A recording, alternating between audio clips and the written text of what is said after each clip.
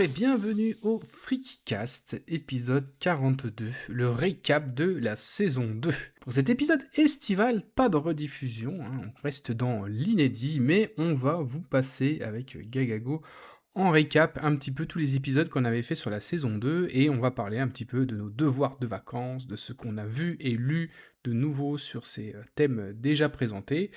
Et pour commencer, avant de nous lancer dans cette émission, Gagago, comment ça va pas? Ben, ça va pas du tout, mon cher Roland, parce que tu voles mon job. Tu fais l'intro, c'est mon job, c'est à moi de faire l'intro. J'ai toujours fait l'intro. You take my job. C'est toi T'es qui m'as dit de vraiment une faire enflure. l'intro. C'est toi, tu m'as dit c'est l'épisode de vacances, vas-y, fais l'intro. Tu bosses de moins en moins, c'est incroyable, quoi. Et toi, comment ça va pas, mon cher Roland? Bah écoute, moi ça va, mais quand même, tu vois, là on enregistre fin juillet, et j'ai quand même envie d'avoir une petite pensée. Alors je te préviens, je vais un peu plomber l'ambiance, mais je voudrais quand même avoir une petite pensée pour nos copains du sud-ouest, là, qui sont Ah en ouais, plein ouais, milieu ouais. des incendies et Mm. qui morflent les pauvres. Donc Oui, grosse pensée aux on pense à copains, que ce vous. soit Peyo, Karna ou Shao Kun, Mm. gros courage à vous, et allez, on va espérer qu'on va aller quand même sur des jours meilleurs. En tout cas, on est de tout cœur avec vous. Bon voilà, maintenant que j'ai bien plombé l'ambiance, on va essayer de retourner à notre bonne ambiance habituelle, et donc ce que je te propose, c'est de remonter le fil des épisodes, en commençant par le premier qu'on avait fait sur cette saison 2, qui était un thème que tu avais proposé, Oui, petit coquin, qui était l'émission sur les soubrettes domestiques et autres bonnes une à tout émission que faire. j'avais adoré préparer, d'ailleurs. J'avais un très bon souvenir. Ah mais moi aussi. On avait reçu le cofondateur de Lawbirds Game, Olivier Lucier, qui nous avait parlé de son jeu This Bed We Made, qui était un jeu sur une femme de ménage dans un hôtel. Et on avait reçu Julian des éditions Hubert, qui nous avait parlé de Dementia 21. C'est la seule émission qu'on a fait dans laquelle on avait reçu deux invités distincts. Elle était un petit peu mastoc, un petit peu compliqué à préparer, mais ouais, je pense que c'est une de mes émissions préférées. J'avais vu un paquet de films pour cette émission et certains justement que j'avais pas eu le temps de voir, que j'ai eu le temps de voir depuis. Je vais pouvoir en parler justement. Ah, alors vas-y, fais un petit peu le tour Alors, de ce que tu as fait. déjà, il y a j'ai vu le film récemment, Les Secrets de Lynn, que j'avais acheté à l'époque. Alors, j'avais pas acheté dans le cadre, en fait, de l'épisode sur les soubrettes, ce DVD. Je l'avais pris dans le cadre de l'épisode sur le BDSM. Mais, mais D'accord. ce film, en fait, c'est un film allemand réalisé par Ingo Abe, je sais pas comment ça se prend, Abe, j'ai un bon accent allemand normalement, un film de 2014. Donc je connais rien du tout au cinéma allemand, je connais ni le réalisateur ni les acteurs, j'ai regardé un petit peu, il y a aucun film que je connais. Mais c'est un film qui est plutôt très sympathique. Pas tranche de vie, mais en fait, on va suivre l'histoire de Lynn, qui est une fille. Alors, on comprend rapidement qu'elle a fait un séjour en hôpital psychiatrique et elle est un petit peu pas simple d'esprit, mais voilà, elle s'accroche au ménage, elle adore nettoyer, elle fait des heures supplémentaires non payées Mhm. dans un hôtel, quoi. Elle est vraiment une femme de ménage dans un grand hôtel. Elle a une relation un peu sexuelle avec un des membres du personnel, mais bon, elle s'attache pas plus à ça. Et en fait, son secret à elle, c'est que ce qu'elle adore faire, c'est se cacher sous les lits dans les chambres d'hôtel et attendre que les D'accord. occupants prennent place et découvrir leur vie. Et dès qu'ils partent, elle regarde leurs affaires, regarde leurs vêtements, essaie leurs vêtements et se cache pendant qu'ils dorment sous leur lit pour essayer de découvrir leur vie. Hmm. Et elle va se cacher comme ça dans plusieurs chambres au début de l'histoire jusqu'au moment où elle va être dans celle d'un homme d'affaires qui va, la nuit tombée, recevoir une prostituée BDSM avec qui ils vont avoir une relation. Toi, c'est DSK, quoi. Non, là, c'est en fait, il va se prendre une fessée dans l'hôtel, quoi. Et elle, la femme de chambre, elle est cachée sous le lit D'accord. et ça va l'intriguer et elle va rentrer en relation avec cette prostituée BDSM. Elle va un petit peu tomber amoureuse d'elle et va créer une histoire. Pas vraiment d'amour, mais une histoire spéciale entre ces deux personnages. C'est Ok. un film très simple, ça me fait penser un peu au cinéma japonais, la manière dont c'est réalisé. C'est très doux, très simple, il n'y a aucune scène osée, mais ce que ça raconte, c'est intéressant et la fin est assez touchante. Donc c'est une petite recommandation. Voilà, Les Secrets de Lynn, un film que vous pouvez voir sur le sujet des femmes de chambre. Ok. Donc un conseil, quand vous allez dans un hôtel, pensez à toujours regarder sous le lit avant de vous coucher, quoi. Ce que j'ai toujours fait d'ailleurs. Pas pour vérifier s'il y avait Ok. une femme de chambre, mais au cas Ah, c'est où, je sais vrai? pas, des bêtes, des Il cafards, faut qu'il y ait un petit des billet qui reste. Ah, d'accord. un voleur, un monstre. Voilà. Mhm, J'ai vu d'autres films. Toi, t'en as peut-être vu sur le sujet ou... Alors, qu'est-ce que je m'étais noté? Alors, moi, j'ai fait moitié d'un devoir de vacances, c'est-à-dire que j'ai acheté le manga et la série animée Monsieur est Ouais, servi, dont tu avais parlé, mais je n'y ai pas mis la patte ah encore. bravo, quoi. Donc, j'ai toujours ça qui traîne et dans ma bibliothèque et dans ma DVD tech, mais je n'y ai pas touché. Qu'est-ce que je peux dire de plus sur cette émission? Bah, on avait parlé, nous, de Dementia 21, le manga de Oui, Shintaro Kago. À l'époque, il y avait oui, que le tome tout à 1 fait. qui était sorti. Entre-temps, le tome 2 est sorti. Et bah, c'est toujours aussi fun. Et j'avais eu l'occasion, d'ailleurs, d'aller en parler dans le podcast de Karna, Manga Inside, qui m'avait invité pour parler de Dementia 21. Donc là, comme les deux tomes étaient sortis à l'époque, on avait parlé un petit peu des deux tomes. Alors, c'est toujours aussi bon, hein, foncez si vous l'avez pas encore lu.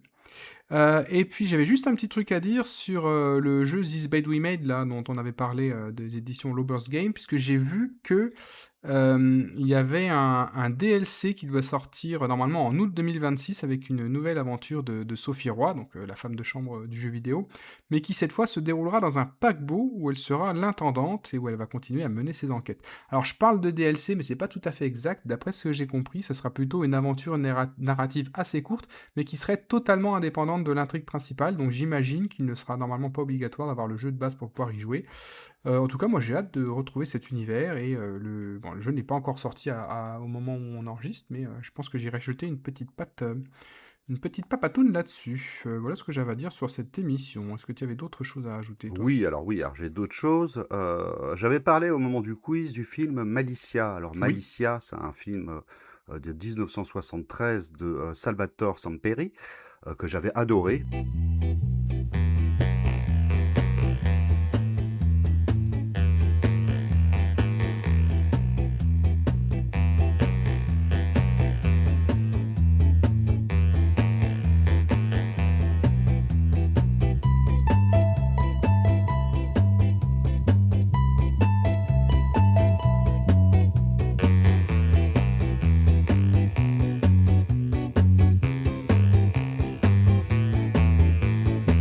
Donc, juste pour rappel, l'histoire, c'est une femme de ménage qui est engagée par une famille suite au décès de la mère.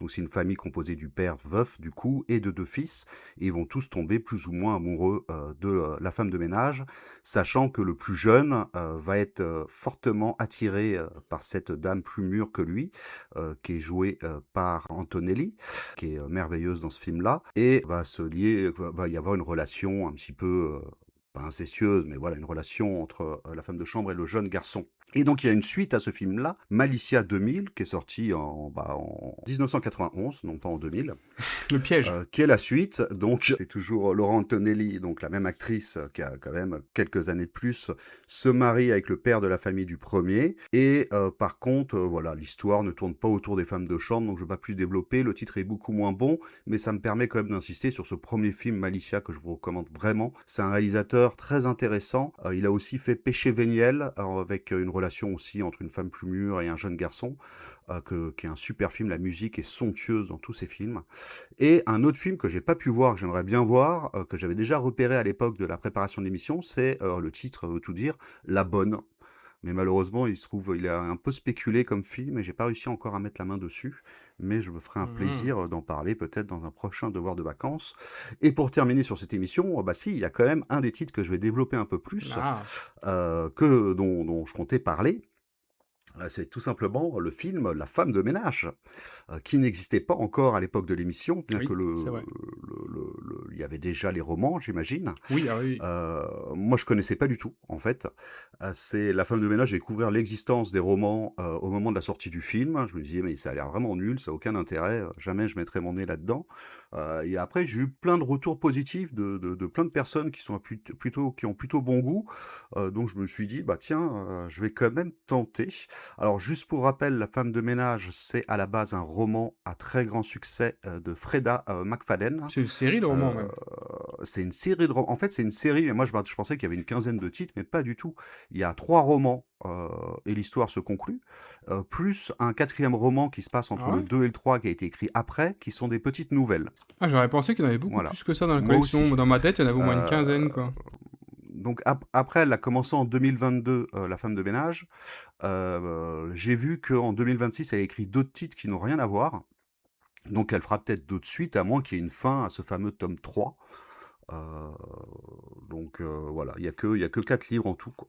OK, Il y a La femme de ménage et Secret de la femme de ménage. La femme de ménage se marie, donc mais qui a été écrit après le 3, mais qui se situe entre le 2 et le 3, et le troisième qui conclut la saga, La femme de ménage voit tout. Alors est-ce que ça conclut la saga ou non? J'en sais rien.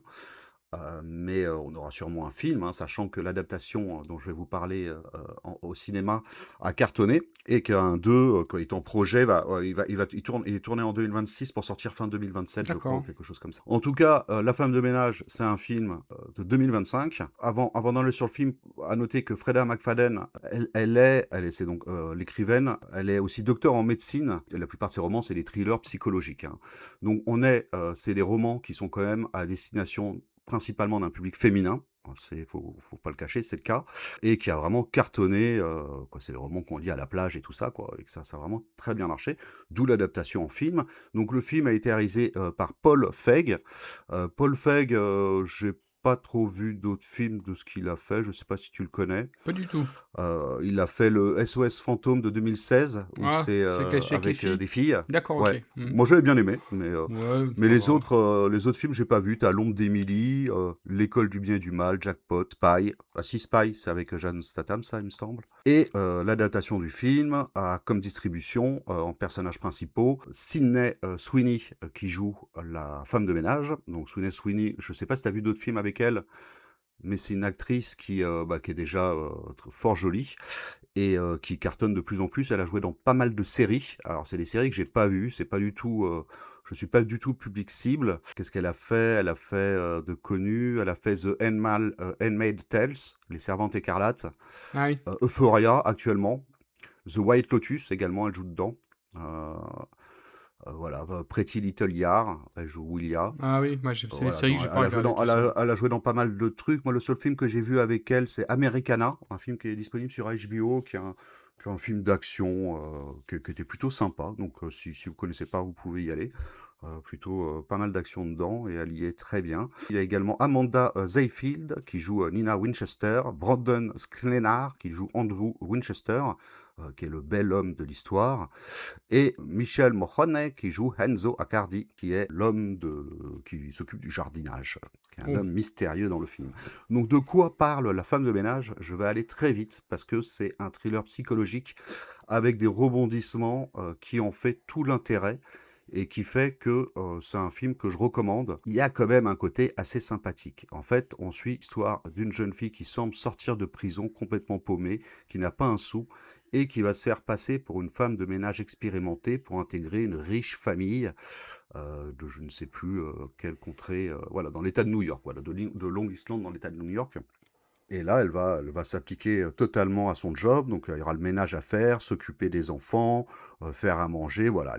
Elle dort, elle a une chambre qui est au dernier étage, qui est juste pour elle et elle va, complètement vivre dans cette maison et devenir, le domestique à part entière de cette maison, et la femme qui l'a embauchée, qui était, très sympathique au début, va petit à petit montrer, une psychologie, très étrange et va devenir assez, mauvaise. Mmh. Et par contre, son mari va être de plus en plus charmant avec elle et de plus en plus chaleureux et va être un petit peu son protecteur.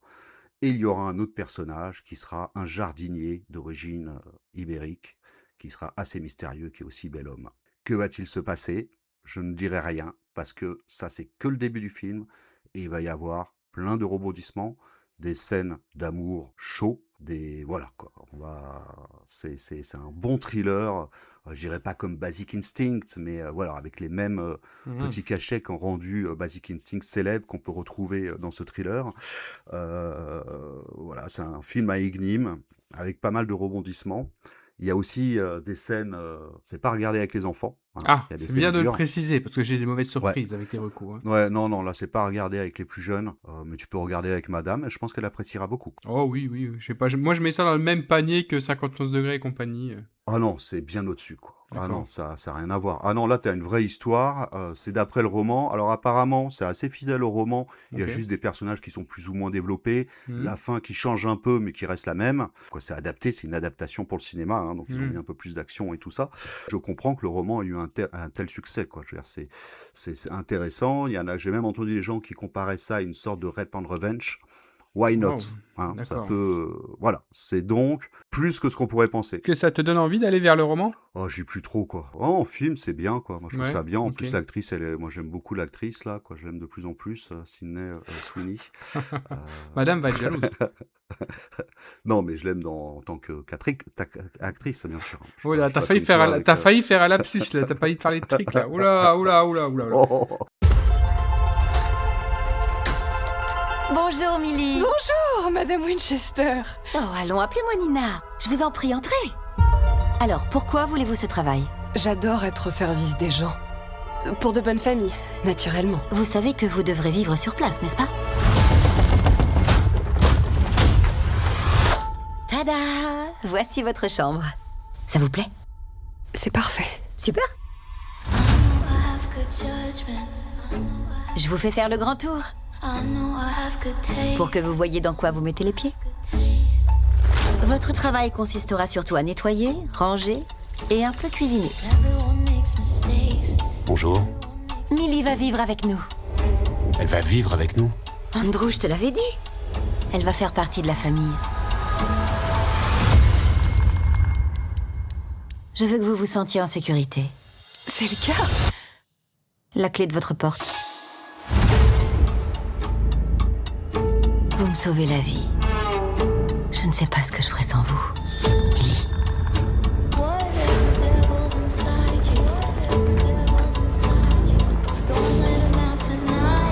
J'ai besoin de ce travail. Je peux pas le perdre, je veux pas revenir en arrière.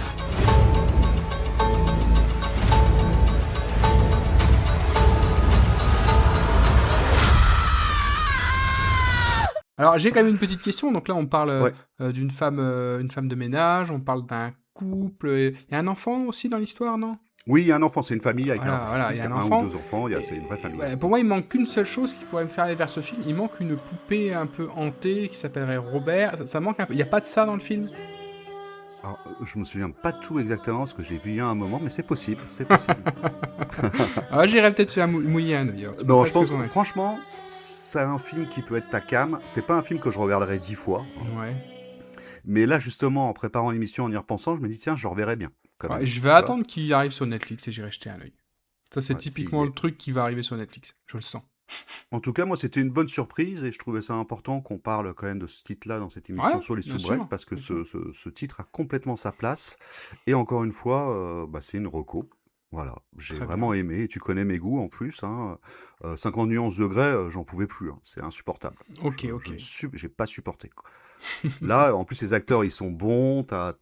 Ils jouent tous très bien. C'est bien réalisé. C'est propre. Et voilà, tu serais surpris de la direction que prend cette histoire. N'en dis pas plus, n'en dis pas plus. Très bien. On passe à l'épisode numéro 2. L'épisode numéro 2, donc en fait c'était le numéro 12. l'épisode de Noël. Ah oui, alors l'épisode de Noël, effectivement. Alors on va pas revenir sur les épisodes de Noël. Vous connaissez le principe. Tous les ans, on vous fait un petit épisode sur quelque chose qui a un rapport avec Noël. Et je pense qu'on va pas griller nos cartouches parce qu'il faut qu'on en garde pour le prochain Noël. Donc je te propose de passer directement à l'épisode d'après. Ouais, mais t'as chopé le DVD du film dont j'avais parlé. Oui, c'est vrai que j'ai acheté Violent Violent Night, Night, de Color. qui est toujours Ouais. sous blister, donc je n'en dirai pas Tu l'as beaucoup. pas regardé? Non, je l'ai pas regardé encore. Oh, putain. Non, Voilà. je te dirai ce que j'en ai pensé pour Noël Ok, prochain. Ça va être un film de Noël, donc je regarderai ça d'accord. à Noël en famille, évidemment. Donc l'épisode suivant, c'était l'épisode 12, les tueurs en série que nous avions fait avec notre ami Max. Ah oui, qu'il était bavard. Il l'est toujours d'ailleurs, hein. On l'adore. Mais finalement, il durait pas si longtemps, ce À l'époque, ça a été notre épisode le plus long. Je crois qu'il a été... 3h32. Ah, tu dis des bêtises. Non, mais je crois que t'as pas mal coupé aussi, quoi. Oui, alors oui. Avant montage, c'est certainement l'épisode le plus long de l'histoire Ouais, de Freakycast. On avait enregistré Mais on par avait aussi. coupé les ronflements du chien de Matt. Et sur cet épisode, donc on avait fait un épisode sur les tueurs en série. On avait fait un truc un peu spécial. On avait parlé de 3 tueurs en série. On avait regardé un petit peu comment ils étaient traités dans la pop culture. Donc on avait notamment parlé de Jeffrey Dahmer pour ma part. Max nous avait parlé d'un tueur en série fictif qui était Hannibal Lecter. Et toi, tu nous avais fait tout un truc sur Jack l'Éventreur. Oui, tout à fait. Est-ce que tu as lu des choses en rapport avec les tueurs en série depuis cette émission? Oui, moi j'ai vu en fait dans cette émission pendant que Max nous présentait sur Hannibal Lecter, j'ai découvert qu'existait le film Manhunter. Je n'avais Oui, jamais entendu parler de c'est ce vrai. film avant. Ouais, je connaissais pas du tout. Le premier, alors celui avant le sorti du Silence Avant, des Agneaux. voilà, le D'accord. film de Michael Mann, qui est sorti donc en 86, avant Ok. Le Silence des Agneaux, et Ok. qui adapte le tout premier roman de l'auteur, Dragon Rouge, mais qui développe... Ah, donc je l'ai vu depuis, je l'ai vu il y a pas si longtemps d'ailleurs, Il est pas mal. et ah oui, c'est pas mal, c'est un bon thriller. Par contre, Hannibal Lecter est vraiment pas très peu développé dans le film, Oui. contrairement à tous ceux qui ont été faits après avec, comment il s'appelle, l'acteur, Antoine Yep. il est vraiment en second plan. Parce qu'après, ils ont refait Dragon Rouge, donc le même film que Manhunter, ils l'ont refait avec Anthony Hopkins. Là, on le voit beaucoup plus, bien entendu. Mm. Et oui, non, c'était une bonne surprise, un bon film. Et voilà, et on comprend mieux pourquoi ils ont commencé directement par Le Silence des Agneaux, finalement. Silence des Agneaux, qui est sorti en 4K récemment, il faut absolument que je le prenne, quoi, parce que j'adore ce film, c'est vraiment un chef-d'œuvre. Mm. Ok. Et toi, Ok. je crois que tu as lu un livre en rapport avec cette émission. Oui, alors avant, juste te dire que j'avais à l'époque parlé de la série Netflix Monster, dont la première saison était consacrée à Jeffrey Dahmer. Et en Ah devoir oui. de vacances, je me suis regardé la saison qui était consacrée à Ed Gein, le tueur en série qui avait inspiré Massacre à la tronçonneuse. Les Psychoses. Et oui, tu as raison aussi, Psychose. Et Ouais, Psychose, c'est franchement, lui. c'est pas mal. J'ai vraiment bien aimé. La série arrive presque à nous faire éprouver de l'empathie pour ce tueur qui avait visiblement quand même de très lourds problèmes psychologiques. Je trouvais que c'était une saison qui était vraiment très intéressante et sans pour autant tomber dans l'idolâtrie du tueur. Et c'est toujours aussi intelligent et j'aime beaucoup cette série. Alors, il y avait une autre saison qui avait été consacrée aux frères Melendez, mais ça rentre pas trop dans le thème parce que c'était pas des tueurs en série, c'était juste deux frangins qui avaient tué leurs parents, qui était sympa aussi. Non, moi, c'est pas ma came, ces trucs. Et toute la saison sur Ed Gein. C'était très sympa. Et puis moi, oui, j'avais envie de revenir un petit coup sur la thématique du tueur en série. Et pour ce premier titre, j'aimerais justement te parler d'une série de romans d'un auteur dont on a déjà parlé dans le Freaky Cast, qui est Hervé Gagnon. Alors, je ne sais pas si tu te souviens d'Hervé Gagnon et sur quelle thématique on en avait parlé. Je suppose que Ça non, me dit quelque évidemment. chose. Voilà.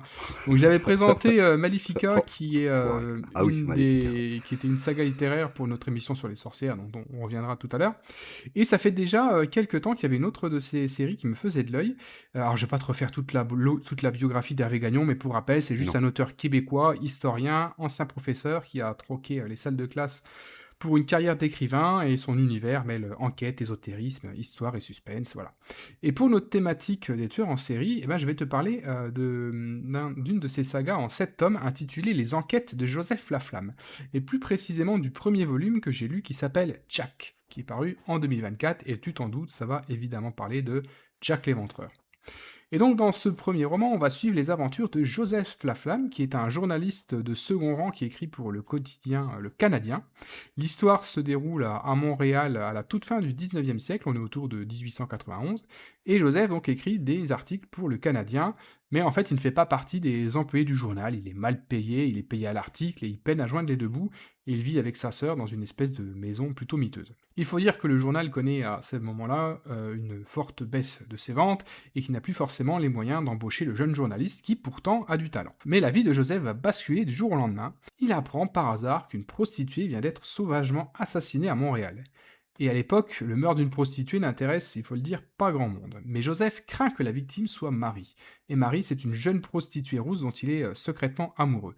Donc ni une ni deux, il va foncer sur les lieux du crime pour découvrir qui est mort et l'identité de cette victime. Par chance, Marie est toujours vivante et la victime c'est une autre prostituée d'une quarantaine d'années. Mais puisqu'il est sur place, Joseph se dit pourquoi pas, mais après tout, mener l'enquête sur ce meurtre, je suis journaliste et qui sait, j'ai peut-être pouvoir vendre un article à mon journal. Donc voici le point de départ de l'histoire. Donc je te passe les détails, mais sur ce lieu du crime, Joseph découvre un étrange bouton de manchette gravé avec un symbole mystérieux. Alors qu'il piétine dans son enquête, un journaliste du Canadien, un de ses collègues, lui donne une information capitale, ce symbole serait lié à la franc-maçonnerie. Donc voici Joseph qui va se lancer sur la piste des francs-maçons dans l'espoir de découvrir le meurtrier. Sauf qu'entre-temps, une deuxième prostituée est assassinée, puis une troisième.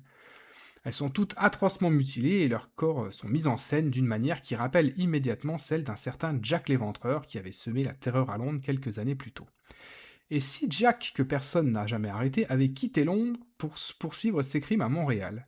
Jack se retrouve alors sur les traces du plus célèbre tueur de son époque tout en poursuivant son enquête autour de cette mystérieuse piste maçonnique. Est-ce que Jack est franc-maçon? Est-ce qu'il cherche à se venger des francs-maçons? À nuire à la confrérie? À brouiller les pistes? Est-ce que c'est le vrai Jack ou est-ce que c'est simplement un copycat? Joseph, qui va sentir le danger poindre, va-t-il devoir arrêter son enquête alors que les articles sont des véritables succès qui font que le Canadien est en train de remonter la pente et tous les journaux se vendent comme des petits pains?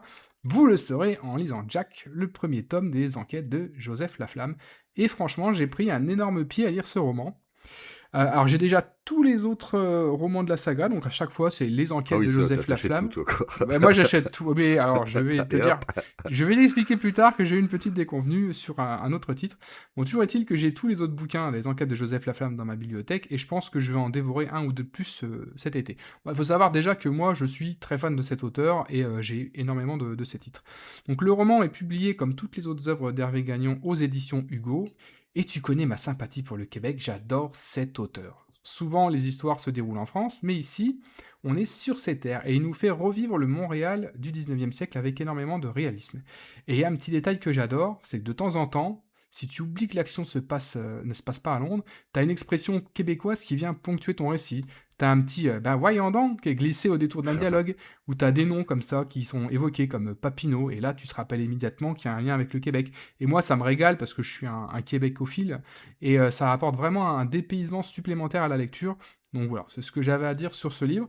Je confirme que pour moi Hervé Gagnon est un des grands auteurs contemporains québécois, j'ai toujours un immense plaisir à me plonger dans ses romans, et surtout, ce livre montre qu'aujourd'hui encore, plus d'1 siècle après ses crimes, Jack l'Éventreur reste une immense figure de la pop culture, un personnage qui n'hésite plus à quitter les ruelles de Londres pour entraîner les lecteurs dans d'autres contrées éloignées derrière l'Atlantique, et à les replonger dans toute l'horreur dont le bûcher de Whitechapel est devenu le symbole. Donc c'était une grosse reco. Voilà ce que j'avais à dire sur ce titre. Ok, je note ça. Tu parles. Pas acheter.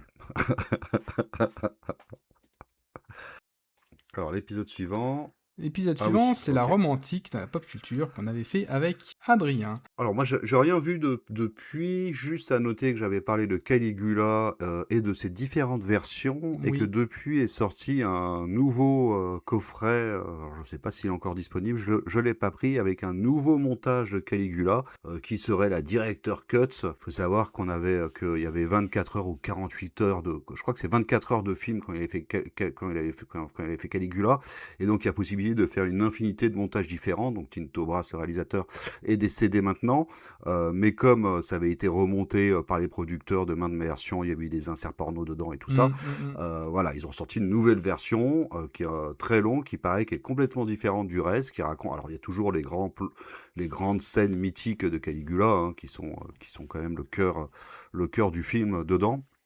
Mais apparemment, ça peut être intéressant. Donc moi, je l'ai pas vu, mais s'il y a des auditeurs qui ont vu ce nouveau montage, je serais très intéressé par un retour de leur part pour savoir si ça vaut le coup, sachant que moi, j'ai regardé la version super longue qui était très bien. Avec les inserts porno. Oui, bien sûr. Voilà. Bah écoute, je m'étais noté exactement la même chose. Je m'étais noté version ok. Director Cuts de Caligula, que je n'ai pas vu non plus, mais qui me fait toujours de l'œil. Donc je pense qu'on aura y mis un œil aussi. Mais je sais pas si le c'est truc est chaud, toujours ouais. disponible là. Mais je me rappelle, il était un peu cher, quoi. Je sais que ça m'avait un petit peu Ouais, c'est freiné. ça, ouais. Et à chaque fois, ils disent que c'est la nouvelle version, mais en fait, ce qui est mythique dans ce film-là, c'est surtout toute l'histoire qu'il y a eu autour, et le truc avec les inserts porno et tout ce délire-là, qui en fait un truc complètement rocambolesque, quoi, tu Oui, vois. puis Et on peut-être doit le avoir une titre version de plus clean Tinto et tout Brass ça. qui a le mieux fonctionné et le plus connu aussi, quoi. Ouais. Mm. Et tiens, d'ailleurs, depuis, j'ai vu un autre film que tu m'avais recommandé de ce réalisateur. Je me suis chopé un coffret parce que je connaissais pas du tout avant de Ah. découvrir Caligula. Comment ça s'appelle là, qui se passe avec la maison, Hello Kitty, close, pas Hello Kitty. Hello Kitty, Hello Kitty, mais non, Salon Kitty, pas Hello Kitty. Salon Kitty. Hello Salon Kitty, c'est Kitty, pas qui le était même une délire. super surprise, qui était un il très est très bien. bon film. Mm. Il peut être vu de différentes manières, donc il n'est pas du tout à mettre entre toutes les mains. Par contre, j'ai essayé d'autres de ces titres et j'ai pas réussi à me mettre dedans. Là, ces films érotiques sont un peu chiants, je trouve. Mais Salon Kitty était excellent. Peut-être que je pousse un peu, quoi. Ouais, moi, je reco Paprika. Voilà. C'est pas le Satoshi Kon, hein, c'est le Tinto Brass, mais s'il y en a un que tu Je l'ai dois pas, voir celui-ci, en film quoi. érotique, c'est Ouais. Paprika. Pour moi, c'est le meilleur film érotique de. Non, dans le coffret, les Tinto autres, Brass. c'est La Clé, Ouais, il y a la d'autres clé, trucs ouais. comme ça. Ouais, j'ai pas vu. Mona, je sais plus quoi. Ouais, Mona, voilà, ouais. et, des trucs comme Ouais, ça. c'est pas super rythmé, on est d'accord. Voilà. On va pas se mentir.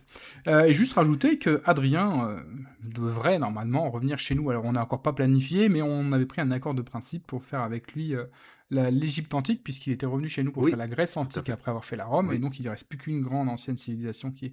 Enfin une. Enfin, en tout cas, il reste encore l'Égypte antique à traiter. Il était chaud patate pour venir, on n'a encore pas eu le temps de programmer. Il cartonne aussi lui de son côté avec sa chaîne Ouais, il est très littéraire. pris avec sa chaîne. Donc Ouais, il est ouais. très Cosmos pris. littéraire maintenant. J'espère qu'il y trouvera un petit moment pour revenir chez nous pour parler de l'Égypte antique. Bien, épisode suivant. Le suivant, alors qu'est-ce que c'était? C'était les zombies avec Seb de High Kick dans ton podcast Yep. qui était venu et de YPDLM Mhm. qui était venu du coup nous parler de zombies parce qu'il avait un faible pour les zombies. Alors, Alors. as-tu vu des choses? Parce que tu n'avais rien lu, Alors déjà, je continue les séries manga avec des zombies dont j'avais parlé dans le quiz. J'avais notamment parlé de Bucket List of the Dead Ah oui, j'ai stoppé, d'Aro moi. Aso, que je continue. Alors j'avoue que je suis pas à jour dans ma lecture. Ah, tu continues à acheter, pas à lire. Alors j'ai continué à lire un petit peu après l'émission, Ouais. mais là j'ai arrêté et j'attends d'avoir la totale pour probablement me refaire une lecture globale du titre, parce que j'en ai un petit peu marre d'attendre que les titres Ouais. sortent, mais c'est une série que j'aimais beaucoup et que je continue à Ouais, apprécier. c'est donc, sympa, ouais, c'est très donc sympa. je vais continuer. Je continue à lire aussi Night of the Living Cat, qui sort chez Mangetsu, une espèce de parodie de film de zombies, enfin de manga de zombies, mais avec des chats à la place des zombies, qui est très Tu t'es pas sympa. lancé dans Walking Dead? Je me suis... Ah non, je me La suis pas... BD, le comics? Non, on s'est contenté de regarder la série Walking Dead avec madame, mais ça Ouais. on l'avait déjà vu avant l'émission, Ouais, c'était et déjà. non, je me lance pas là-dedans. Alors si, il y a Faudrait un... que je t'offre le tome 1 du coup, quoi. Il y a un truc un peu con qui m'est arrivé, et justement c'est en lien avec ce que tu disais tout à l'heure, que moi j'achète les séries avant de les lire, j'achète tout et après je lis, ou je regarde. Et des fois, t'as des surprises un petit peu particulières, quoi. Et donc, je vais spoiler un petit peu la fin de l'émission, puisque le mois prochain, on devrait faire une émission sur les sirènes.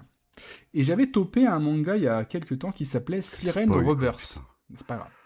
Un manga qui s'appelait Siren Rebirth, dont j'avais prévu de parler et d'inclure dans mon quiz. Donc j'ai lu le premier tome, je fais ouais d'accord, mais il n'y a pas beaucoup de sirènes dans le truc. Je lis le deuxième tome, je dis c'est bizarre quand même. Alors je fais un petit peu de recherche sur le titre, il se trouve que je suis complètement passé à côté, mais c'est un manga qui est adapté d'un jeu vidéo qui s'appelle Siren Rebirth aussi. Donc c'est un manga. Alors Manabook aime bien faire ça, cette sortie c'est Manabook, ils ont fait pareil sur Elden Ring. Ouais, sur les jeux vidéo. C'est une maison d'édition qui est centrée normalement sur les adaptations de jeux vidéo. Ouais, donc il y a plusieurs des mangas qui existent sur des jeux vidéo. Je pense à Resident Evil aussi, qui a eu des sorties en manga.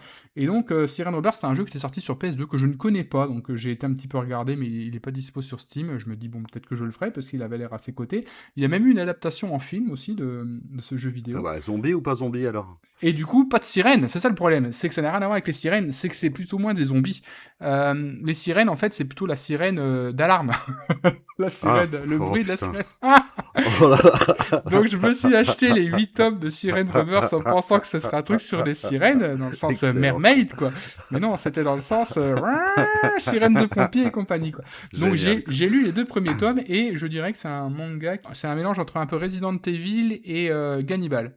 Donc j'ai lu les 2 premiers tomes pour l'instant, c'est un peu fouillis, mais le dessin est sympa, j'ai quand même continué, de toute façon j'ai tout acheté, donc je vais quand même aller jusqu'au bout. Ouais. Donc l'histoire d'un village qui aurait subi une catastrophe et où tout le monde serait plus ou moins mort, et là il y a des gens qui reviennent dans ce village 27 ans après, et il y a des habitants qui ont clairement des allures de zombies, qui se baladent avec des tronçonneuses ou des flingues qui tirent sur les gens, mais qui marchent un peu comme des morts-vivants. Donc on est plus sur la thématique de zombies. Alors je ne sais pas si certains de nos auditeurs connaissent le jeu vidéo, si c'est intéressant d'aller y mettre une patte ou pas, mais en tout cas je vais continuer cette lecture qui pour le coup est plus du zombie que de la sirène. Voilà, vous savez tout. Donc ne faites pas comme moi, achetez un top, lisez, et après vous verrez. C'est le conseil de Roland, que je ne suis pas évidemment. Et puis sinon, Ok, quoi dire de c'est plus? noté. Juste dire que cette année, moi je suis passé chez enfin pas cette année, l'année dernière, j'ai dû passer chez YPDLM pour parler de Gantz d'Hiroya Oku, et que toi t'as été faire un petit coucou chez iKick aussi pour parler de tes films de Oui, Tatane tout à préférés, fait. et que j'espère qu'on refera à l'occasion une émission avec Seb et Jazz, Oui. peut-être pourquoi pas les deux en même temps, si on arrive à se boucler. Je sais que toujours compliqué Oula. de trouver une date. Oui, mais voilà, Déjà, 3. c'est toujours Mais le oui, même ce serait problème, bien. c'est toujours le même problème, mais bon, en tout cas, sachez que vous êtes bienvenus chez nous et qu'il faudra qu'on refasse quelque chose. Jazz était venu nous refaire un petit coucou pour nous parler de l'excellent film Robert the Doll, mais ça, vous Non, connaissez mais cette l'histoire. intro, tu l'as fait avec Kia, c'est impossible que quelqu'un kiffe ce film. Ça. Je crois pas du tout. De toute façon, j'ai demandé à ChatGPT, il dit que c'est de la merde aussi. Quoi. Ça dépend comment t'orientes ta question, hein, Gagagou. Quand t'auras compris je ça, dis, t'arrêteras est-ce que c'est de la d'essayer. merde? Et il me dit, oh ouais, t'as bien raison. Allez, émission suivante. Non, attends, ouais, moi j'ai plein de choses à dire sur les zombies. Ah bah Tu vas vas-y pas laisser alors, parler. Ah vas-y, bah oui, vas-y, il y a vas-y. quand même mon deuxième titre dont j'ai parlé qui Ah est merde. dedans. Oui, c'est vrai. Et aussi un autre film que j'ai vu. Alors je vais parler de l'autre film tout d'abord, ça va être plus de toute façon les deux vont être assez rapides. C'est le film The Battery. Je sais pas si tu l'as Ah, vu ce film-là. J'en ai entendu parler dans le podcast du PIF qui n'existe malheureusement plus. Une première fois, et après c'est Mer Green dans son donc Mer Green qu'on a eu pour les cannibales et le porno, qui avait fait un vidéoclub idéal avec je ne sais plus qui à qui il avait proposé justement ce film-là en disant en avoir entendu parler dans le PIF également, et je me suis dit il faut vraiment que je me le prenne parce qu'au moment de l'émission sur le zombie je voulais le voir mais j'avais pas eu le temps. Du coup j'ai chopé le film, je l'ai regardé et c'est très sympa, je vous le recommande vraiment. The Battery, c'est donc un film de zombies classique avec deux potes, alors je crois que c'est des potes de boulot, un truc comme ça, qui sont pris dans une apocalypse zombie, donc essaient de survivre en se cachant, en allant dans les maisons, en prenant à bouffer. Il y a des attaques de zombies, on voit pas tant que ça d'attaques de zombies, mais on comprend vite qu'il y a des zombies partout. mhm. Ils font des rencontres et tout ça, donc très classique. La grande particularité, c'est que ce film, il a été fait avec un budget de $6 000, donc avec que dalle. Il a été réalisé par Jeremy Gardner. Jeremy Gardner, donc il a été réalisé, écrit et produit par Jeremy Gardner, et c'est lui qui joue le rôle principal également dedans. Et franchement, ce film se regarde très bien, c'est très sympathique. C'est comme quoi il n'y a pas besoin de gros budget pour faire un film prenant. J'ai vraiment passé un très bon moment.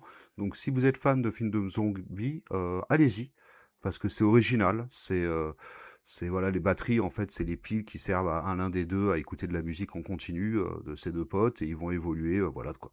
C'est très classique, c'est un peu un slice of life dans un monde post-apocalypse zombie. Donc je recommande. Jeremy Gardner, c'est donc un réalisateur à suivre. The Battery, c'est un film de 2012. Il a fait qu'un seul film depuis qui s'appelle After Midnight que je n'ai pas vu.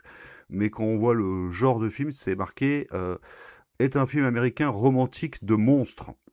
Mhm. Donc un film romantique de monstres, ça a l'air plutôt intéressant. Mais je crois qu'il n'est pas sorti en français ou je sais pas pourquoi, j'ai pas trouvé en tout cas. C'est en tout cas quelqu'un à suivre parce que pouvoir faire un film prenant comme ça de zombies avec si peu d'argent, chapeau. Voilà, c'est ce que j'avais à dire sur Ok. The Battery. Toi, tu l'as pas vu, hein, c'est ça? Ah, j'ai 2 DVD avec 2 films différents qui s'appellent The Battery. J'ai dû en voir un des deux, je ne sais plus lequel j'ai vu, et celui dont tu me parles ne me cause pas, donc je pense que j'ai vu le mauvais, moi. Celui dont Là, je c'est n'ai c'est plus vraiment un aucun truc de souvenir. zombie. Hein. C'est le monde, il est dévasté et tout ça. Eux, ils essaient de survivre sans être des guerriers, en étant des gens tout à fait normaux. Ils essaient de traverser voilà, le monde, un Ok. monde de zombies. Quoi. Voilà. Mhm. Ah, je te le recommande. C'est Et noté. l'autre film, en fait, c'est pendant l'émission, il y avait Seb qui nous avait recommandé un comic qui m'avait également été recommandé par mon libraire, qui est un comic qui s'appelle Crossed.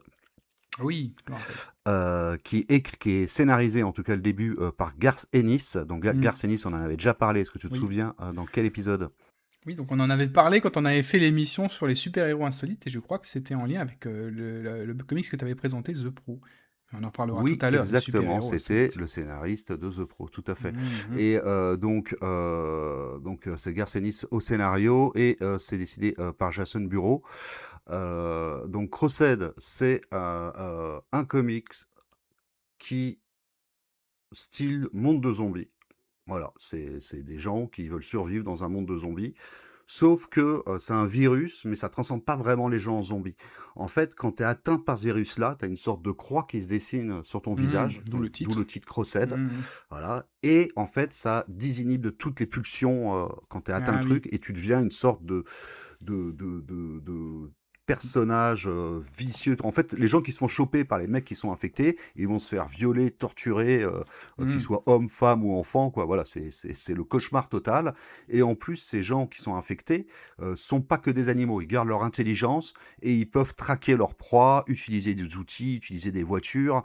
Et donc, le danger est beaucoup plus fort qu'un simple monde de zombies parce que tu fais pas que bouffer. Avant de te faire bouffer, tu vas te faire Mhm. violer et torturer. Tu vois, et ils sont très malins. Et donc, c'est assez violent.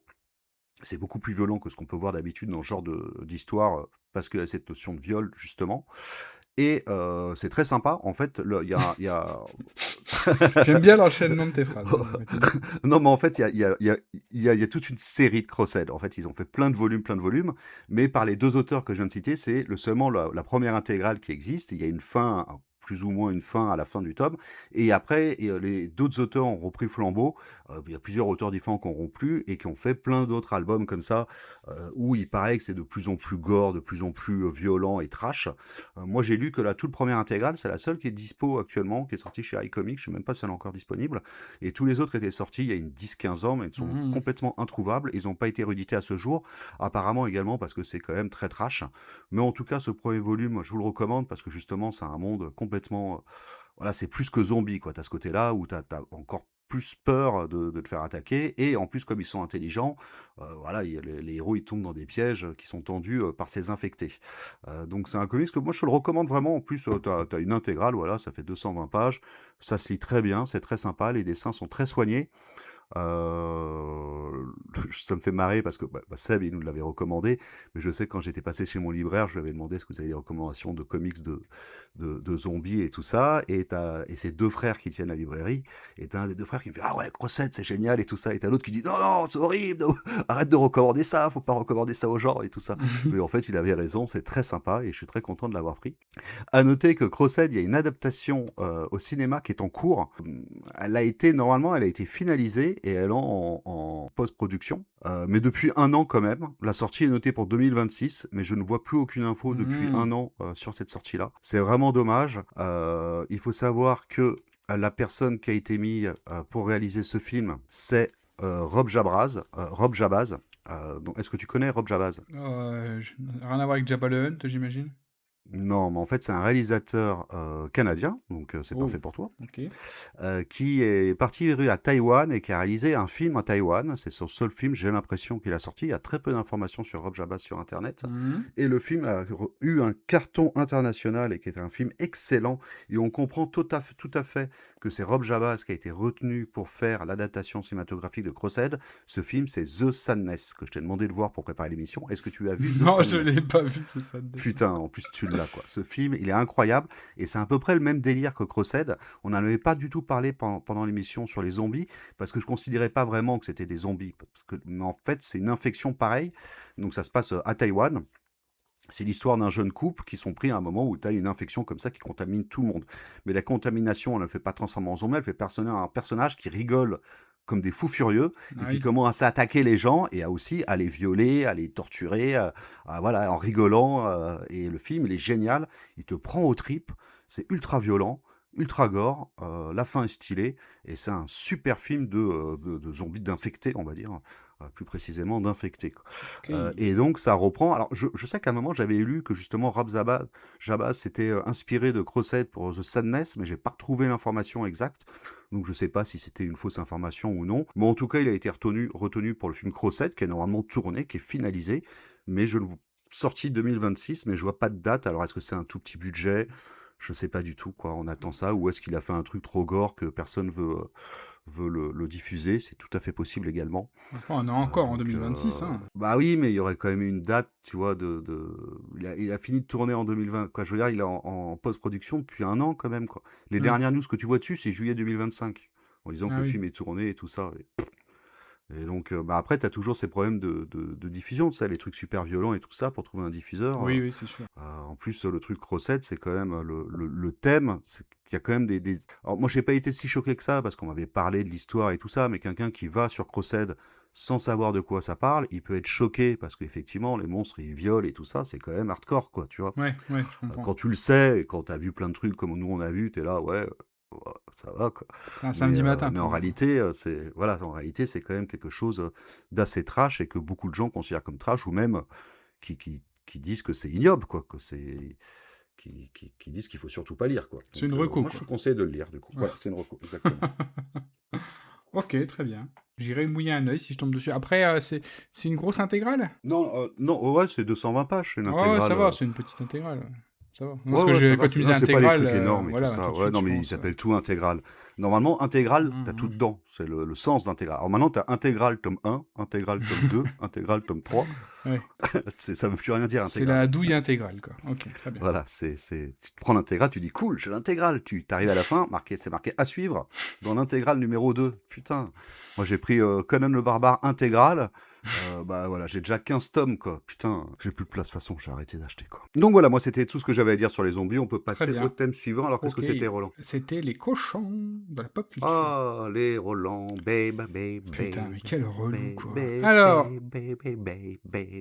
bon, vas-y, parle, tu m'énerves. Tu veux que je dise moi? On Je avait sais. parlé de Babe. Non, on n'avait pas parlé de Non, on avait parlé du manga Butareba. Ah oui, Butareba. Alors, effectivement. Butareba, tiens, justement, je m'étais noté un petit truc, les cochons. Alors, qu'est-ce que je m'étais noté? Moi, alors, je m'étais noté que je n'avais toujours pas lu Edmond le cochon dont tu avais parlé sur Ah l'épisode.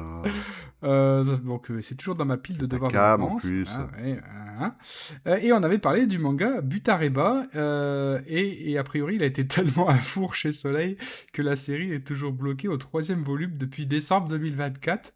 Ouais. Bon, alors on verra si on aura la suite ou pas. Hein. Donc, pour Non, je mémoire, pense pas, non. c'était l'histoire de cet isekai dans lequel un jeune homme se réincarnait en cochon dans un monde d'heroic fantasy et où il protégeait une jeune demoiselle dont il tombait amoureux. Ouais, c'était un peu bizarre, mais c'était rigolo. C'était un peu malaisant, mais... Ah ouais, les gens ils sont cons, ils ont pas de goût. voilà, donc, Ils achètent que Après, des j'ai mauvais quand même bon espoir, parce qu'avec Soleil, on sait qu'il faut être patient. Hein. Moi, j'ai vu passer sur le Discord qu'on allait avoir le dernier tome de Backstreet Girl. Enfin, on attend depuis des années, donc le rythme de parution est pas ouf, mais voilà, ça arrive. Alors, qui sait, peut-être qu'un jour, on aura la suite de Butareba, en tout cas, je l'espère. Mais c'est vrai que je sais que sur le Manga Collect, tu vois, les chiffres de collection de Butareba sont quand même pas super oufissimes, mais même si c'est pas un chiffre de vente, ça donne quand même une bonne idée de la tendance. Bon, Il y en a 9 au Japon. putain, tu te rends compte, il y en a 9 et nous on en est qu'au 3e tome. Aïe, aïe, aïe, aïe, aïe. C'est vrai que je regarde vite fait Butareba, le tome 3, combien il y a de personnes qui l'ont acheté ce truc. Enfin, combien il y a de personnes qui l'ont dans leur collection. Butareba, ou l'histoire de l'homme devenu cochon. 3e tome. 95 pélos qui ont ça dans leur collection. Attends. Le mec de chez Soleil là, qui a choisi ce site-là, on devrait se mettre en relation avec lui. Ça va être un mec super cool parce que qui se dit oh ça va cartonner, je vais prendre les droits de l'homme qui se transforme en cochon, ça va être génial, ça va cartonner. Ouais. Et plaf. Bon, Manga Collect, 1er tome 226, 2e tome 130, 3e tome 95. Ouais, bon. Et on est dedans. Quoi. Et on est dedans tous les deux, quoi. Donc, t'as les 3, toi? Ah bah oui, bien sûr. Ah, ouais, donc... bah, donc on a bon espoir, voilà, Soleil, si vous nous en parlez. Alors sachez, chez Soleil, que, voilà, souvent quand on parle d'un titre Freakycast, en général, il cartonne après, il ressort dans des nouvelles éditions, machin. Alors je vous demande pas de faire une édition de luxe. Une collector. Mais j'en demande même pas une collector, mais si on pouvait juste avoir la suite, quoi. Voilà, merci. Épisode suivant. Ouais, épisode suivant.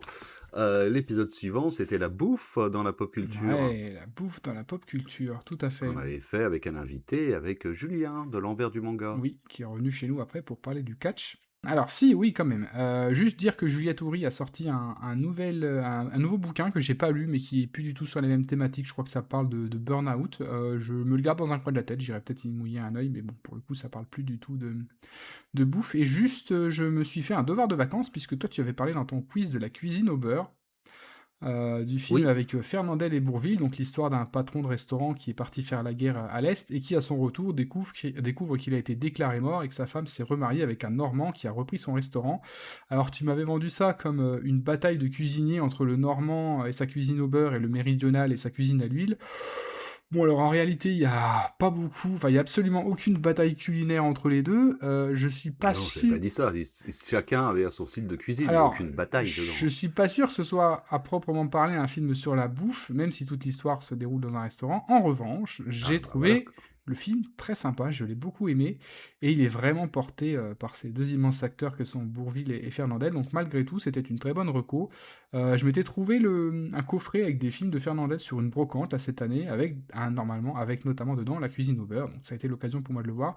Donc j'ai passé un très bon moment, pas forcément celui auquel je m'attendais, mais un très bon moment quand même, donc je vous reco ce film, voilà. Alors, à ce que je vois, monsieur était un habitué de la maison? Un habitué, ça vous pouvez le dire. C'est qu'on mangeait bien ici. Le patron, c'était un chef. Un chef? Si on veut. Comment si on veut? Et sa cuisine? Vous avez goûté sa cuisine? Son bœuf en daube, son stock office, ses pieds paquets maison? Oh, c'est pied paquet. Ça vous plaît pas les pieds paquets? Ah, non, je dis pas ça, mais enfin... Et sa bouillabaisse?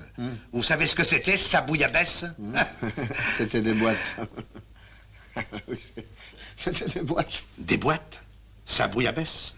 Vous voulez peut-être dire de la conserve? Attention, monsieur, à ce que vous dites. Vous l'insultez. Ah non, je ne me permettrai pas d'insulter un mort. Un mort? Oui, il est mort. Vous saviez pas? Mais t'as pas vu les autres recos, le festin de Babette que j'avais Non. recommandé dans le quiz, qui est un chef-d'œuvre. Aïe aïe aïe. Bah, après, la cuisine au beurre, ça a été vraiment l'opportunité, quoi. Je suis tombé dessus sur une brocante, je me suis dit, tiens, Gagagou en a parlé, Ah oui, et tu puis l'as, je ouais. l'ai pris pour ça, quoi. À la limite, on n'en aurait pas parlé, je pense que je l'aurais pas pris. Mais je regrette pas, hein. Donc c'est très sympa. Puis en plus, dans le coffret, il y a plein d'autres films sympas. Il y a L'Auberge Rouge, Alibaba, enfin tous les classiques de Fernandel qui sont à voir, évidemment. Ok, bah moi j'ai rien d'autre à dire non plus. Ok.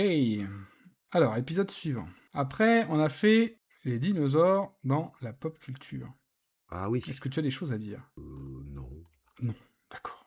Moi, j'ai un petit... Et toi moi, j'ai un peu de choses à dire. J'avais parlé dans le quiz d'un manga que je trouvais fort sympathique, paru chez Michel Lafon, qui s'appelait Dinosaur Sanctuary.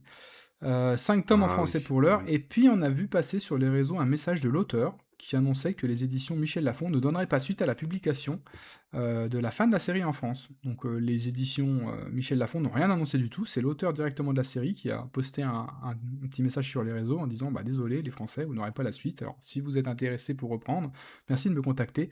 Donc ça fait un moment qu'on se pose des questions sur l'avenir des mangas commencés chez Michel Lafon, on a vraiment l'impression que c'est pas vraiment une priorité pour eux. Donc j'imagine qu'ils préfèrent investir dans des projets un peu plus rentables. C'est dommage parce que Dinosaur Sanctuary méritait vraiment d'aller jusqu'au bout. J'espère sincèrement que la série va être reprise par un autre éditeur. J'ai eu beaucoup de retours positifs Ouais. sur ce truc-là, d'autres personnes. Alors ça s'est déjà vu, hein, on a déjà vu récemment par exemple avec Rose Bertin qui a été repris par Naban après l'abandon justement de Michel Lafon au bout de 3 tomes. Bon après voilà, on sait que le marché du manga souffre en ce moment et qu'on n'est pas... Mais bon, on sait pas, on n'est pas à l'abri d'une bonne surprise, donc si jamais vous aimez les dinosaures... Ouais, bah, je crois pas trop. Ouais, bah je sais pas, on verra. Et sinon, sur cet épisode, on avait invité Grom, qui était venu nous parler de T-Rex Mon Amour. Donc Grom, pour mémoire, c'était le premier auteur français de Dinoporn, qui était venu nous parler de T-Rex Mon Amour, et surtout qui était venu nous parler de sa campagne de financement participatif, qui était soit en cours, soit venait de s'achever, parce qu'il était en train de travailler sur une anthologie de Dinoporn qui réunissait plusieurs auteurs français, mais pas que. Il avait fait un Ulule pour sortir une anthologie avec plusieurs histoires courtes autour de Dino. Ça s'appelait comment? Ça s'appelait Dino Erotica des extinctions. Quand on avait participé tous les deux d'ailleurs. Et c'est toi qui m'as dit, dis donc Roland, pour cet épisode récap, est-ce que ça serait pas intéressant de lire le bouquin, enfin, et d'en parler? J'ai dit, mais quelle bonne idée, évidemment. Donc je sors de ma bibliothèque Dino Erotica, collection des extinctions, et alors pour la petite anecdote, je sors ce livre, je fais une photo, et je la poste malicieusement sur le Discord de Podcut, en disant à Pomme, dis donc, t'as eu de la chance, j'ai déjà envoyé ma participation à la palle de l'été pour Choix-Pitre, regarde à quoi tu es échappé. Et là, Pomme me répond, oh bah super, t'as qu'à nous faire une deuxième participation.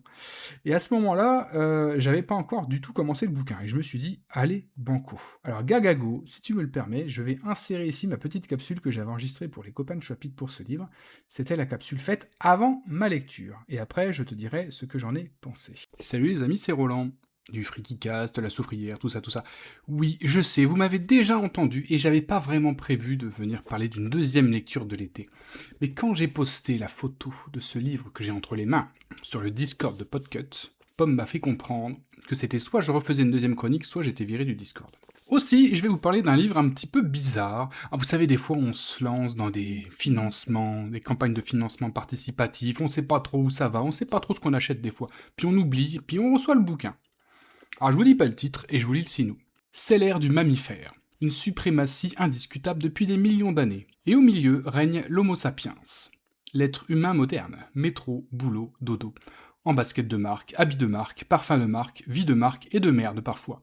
Mais que serait-il passé si nous avions été confrontés aux précédents maîtres incontestés de notre Terre, nous avons nommé les dinosaures. Ici, il n'est bien sûr pas question d'un livre hautement scientifique, nous vous rassurons, ou pas, puisqu'il sera mention de Dino Erotica. Tout, vous serez tout sur le dino, le laid, le grand, le gros, le beau, le petit tout fou qu'à un grand coup. Vous l'aurez compris, Rien ne vous sera épargné dans cette anthologie première du genre, du carnosaure au létuosaure, qui arbore une corne sur le museau ou une queue plate. D'improbables rencontres sexuelles entre l'homme et le saurien, en tout lieu et toute époque. Chaque texte de cette désextinction emprunte les codes à un genre différent, pour les détourner dans un bain de folie érotique et potache absolue. Dorénavant, plongé dans les mains et papates écailleuses de ces 10 artistes adoubés par la préface du paléontologue Jean Lelouef. Bonne rencontre du 6e type. Ce bouquin, ça s'appelle Dino Erotica Collection des Extinctions, et c'est une anthologie de dinoporn qui a été dirigée par Francis Junior Brenet et Grom. Grom, si vous le connaissez pas, c'est le premier auteur de dinoporn français, qui a écrit le très célèbre T-Rex mon amour, que je vous conseille aussi. Alors c'est un livre très sérieux, hein, il a un code barre et un ISBN, c'est vous dire si c'est un livre sérieux, que vous pourrez évidemment vous procurer directement sur le site de l'intéressé, groom-book.fr. Non, je sais pas ce que je fais avec ce livre dans les mains, mais j'ai très envie de le lire, franchement. Je pense que c'est une bonne pioche. Et si vous trouvez que j'ai des goûts un petit peu bizarres et que c'est quand même chelou d'avoir des lectures comme ça, je vous rappelle que vous aussi, petits enfants des années 80, quand vous étiez petits, et que vous chantiez à tue-tête le générique de Denver, rappelez-vous, Denver, le dernier dinosaure, c'est mon ami, et bien plus encore. Voyez, on était pas loin déjà. Allez, bonnes vacances.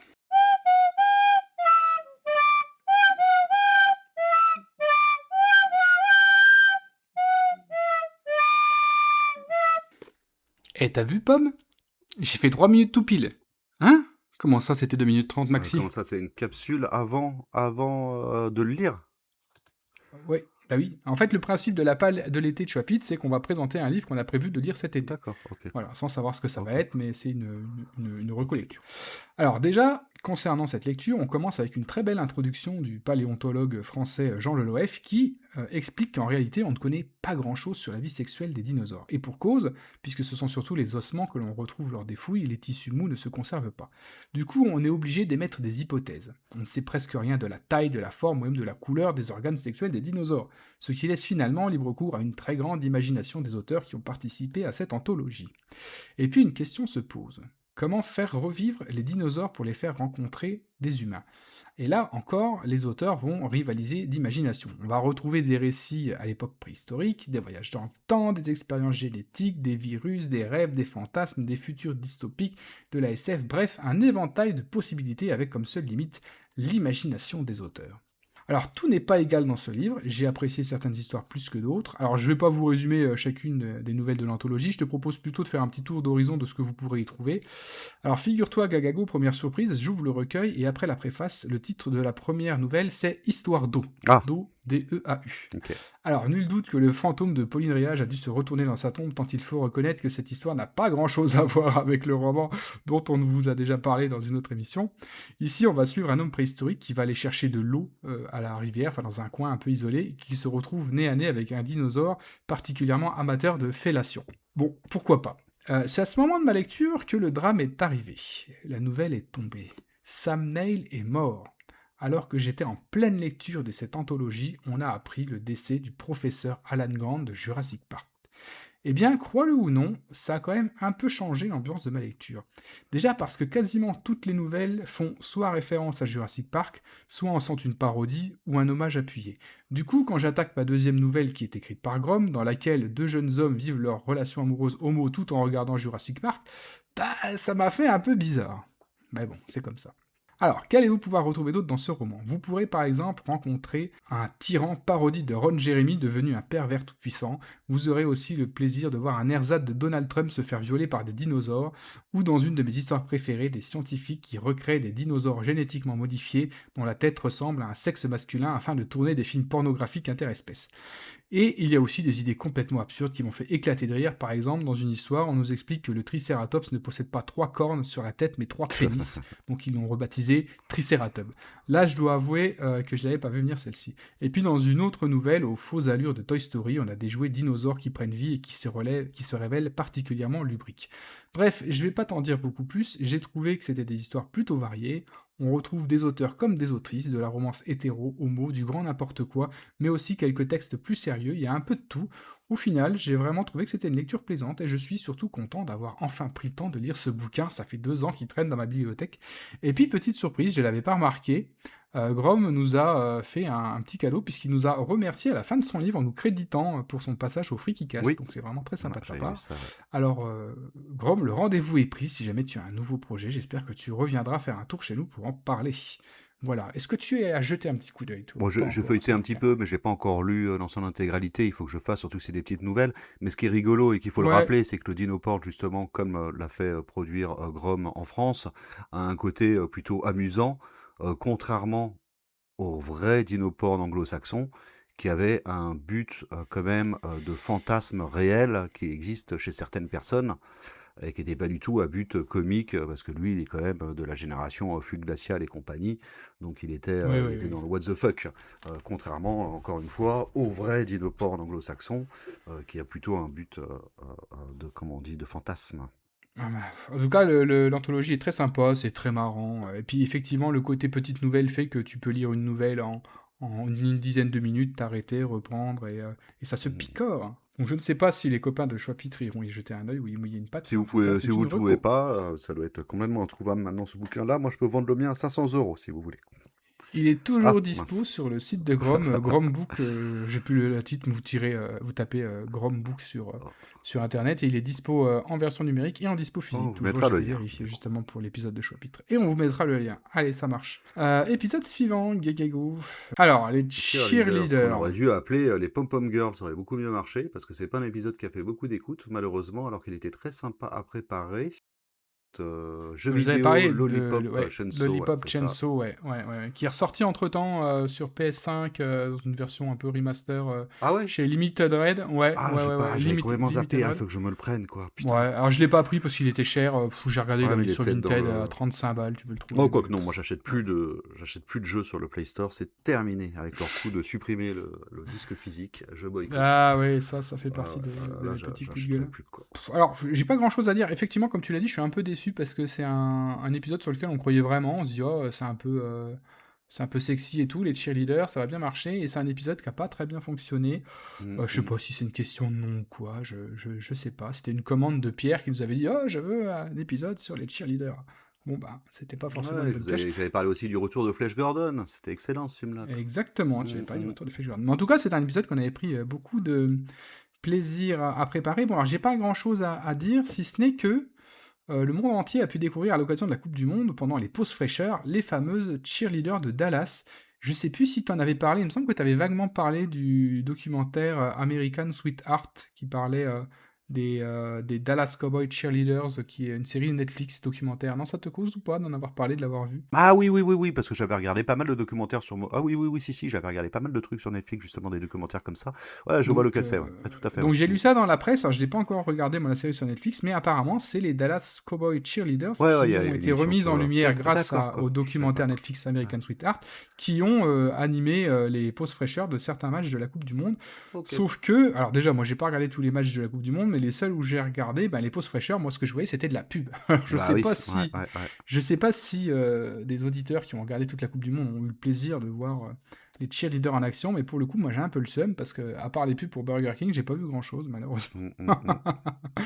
Donc voilà, c'est tout ce que j'avais à dire sur les cheerleaders. Alors, moi, j'avais quand même, si j'étais tombé sur un film, alors c'est en préparant les requins, tu sais, l'émission sur les requins, il y a plein de films complètement obscurs, et je tombe sur un truc, je me dis, oh putain, ça a l'air génial, le film, il s'appelle Gator Shark versus Zombie Cheerleaders. Sauf que bah, c'est un projet qui a coulé, ils ont jamais sorti le film. C'est vraiment dommage, Ah. parce que là, j'aurais pu mettre un billet dedans, quoi. Ah oui, tu m'étonnes, toi. On aurait pu faire d'une pierre deux coups. Allez, on passe à l'épisode sur le rock. Alors, qu'est-ce que je m'étais noté Alors, le rock qui a longtemps été notre émission la plus écoutée, et qui est repassée en toujours, deuxième bah. position. Ah bon? Non, elle est de nouveau en première position. D'accord, ok, bon bah j'ai rien dit. Alors ça, c'est un épisode qui cartonne, et franchement, celui-là, on l'avait pas forcément vu venir.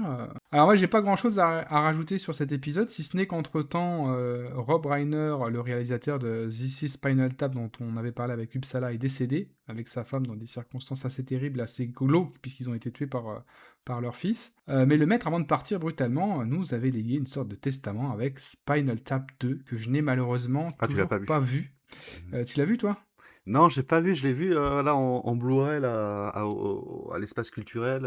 Ah, il est c'est sorti deux- avec une VF, Ouais, d'accord. en plus c'était tu sais, de 3 Blu-ray pour le prix de 2 et tout Oh ça. merde! Mais j'avais pris, comment ça s'appelle, Invasion USA avec Chuck Norris à la place. Putain, t'es vraiment un gougnafier, quoi. Oh là là. En tout cas, je suis sûr que c'est un film qui met encore les potards à 11 et qu'il est vraiment drôle. Donc franchement, j'irai mettre une petite patte. Ouais, il faut regarder ça, un de ces quatre. Et alors, j'ai pas grand chose à dire, moi j'ai quand même juste une petite reco. Ah. Puisqu'on parle musique, je vais te glisser une petite reco musicale podcast. Il y a les copains Oh. du Calvin Ball Consortium qui proposent un podcast que j'aime beaucoup.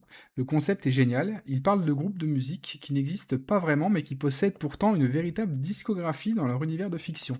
Par exemple, ils ont consacré des épisodes à Alvin et les Chipmunks, à Marceline d'Adventure Time, à James et les hologrammes, Parappa the Rapper, ou encore, justement, Detroit Metal City et Spinal Tap dont on vient de parler. Les épisodes durent une quinzaine de minutes, c'est très agréable à écouter, le podcast s'appelle « Ceci n'est pas un groupe », et c'est Zali qui est aux commandes, et franchement, je vous le recours. C'est des petits épisodes, il n'y a pas beaucoup d'épisodes, je crois qu'il y a une vingtaine d'épisodes, ça dure 15 minutes, donc grosse reco, allez écouter, Ceci n'est pas un groupe. Il nous reste 2 épisodes à balayer sur cette dernière année.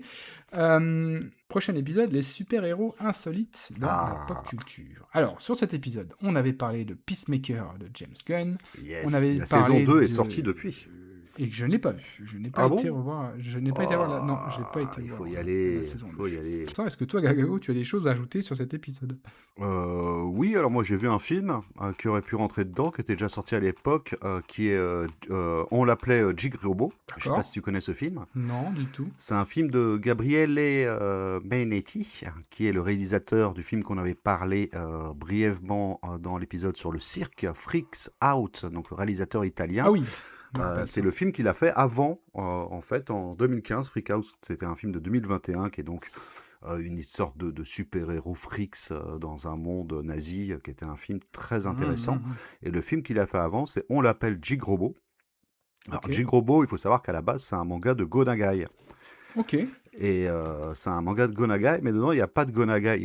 Il y a des références à Go Nagai, mais en fait, c'est un jeune homme qui va tomber malencontreusement dans une cuve toxique qui va le rendre des super pouvoirs, il va devenir super fort.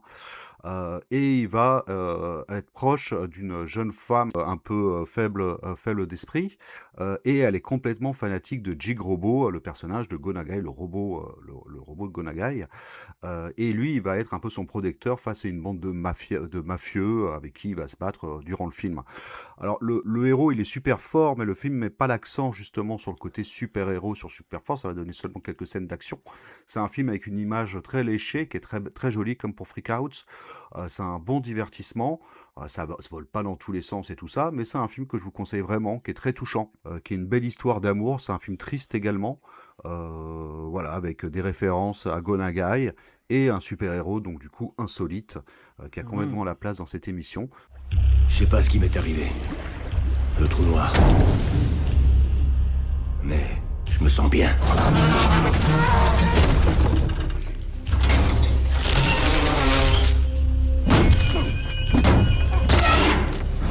Les images jugées truquées dans un premier temps sont actuellement analysées par les autorités. Putain, il est grave balèze. C'est ça qu'il nous faudrait. Un gars comme ça dans notre bande, ce serait le pied.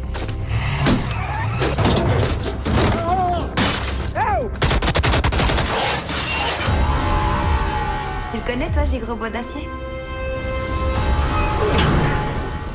T'es un super-héros, t'es pas un vulgaire voleur. Je veux frapper un grand coup.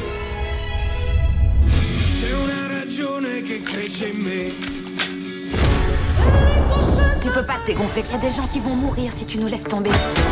Je veux savoir qu'une seule chose. Juste une chose. D'où vient cette force?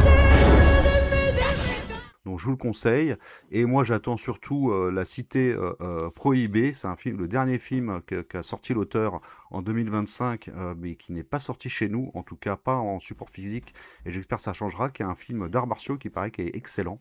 En tout cas, c'est un auteur à suivre, et ça fait du bien d'avoir un renouveau du cinéma italien, qui était quand même un des plus grands cinémas à l'époque. Donc voilà, j'avais que ça à dire. Sinon, il y avait un autre film qu'on n'en avait pas parlé parce que c'était un groupe de super-héros, mais on aurait pu en parler.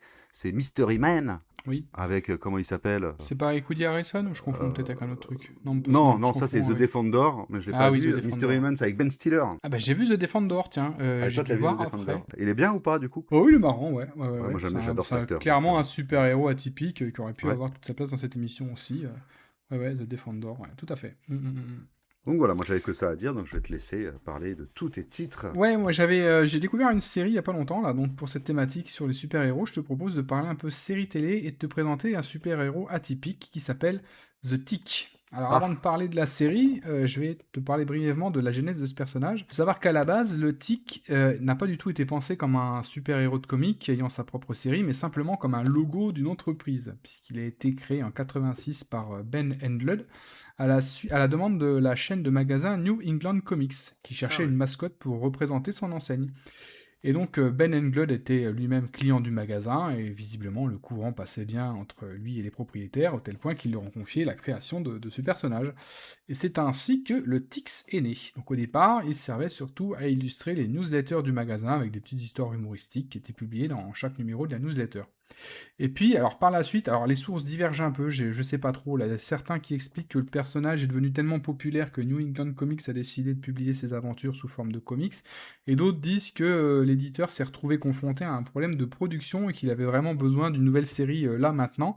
Quoi qu'il en soit, le résultat est le même. En 88, le Tix a obtenu sa propre série en comics. Et dans les années 90, le personnage a tapé dans l'œil de la Fox qui a décidé d'en faire une série animée. Naît ainsi en 94 The Tix, la série animée en 3 saisons de 36 épisodes. Personnellement, je suis jamais tombé dessus à la télévision. Pourtant, elle était diffusée en France, notamment sur Canal+, en 95, puis après dans les minicums sur France 3, entre 98 et 99. Alors j'étais peut-être un petit peu trop vieux, parce que j'en ai vraiment aucun souvenir. Alors à noter qu'en France, comme le dessin animé ne porte pas le nom de The Tix, mais s'appelle Super Zero. Alors ça donne déjà le ton un peu général de la série, avec des personnages à un poil bras cassé. Peut-être que ça rappellera des souvenirs de jeunesse à certains auditeurs. Moi, ça me dit rien.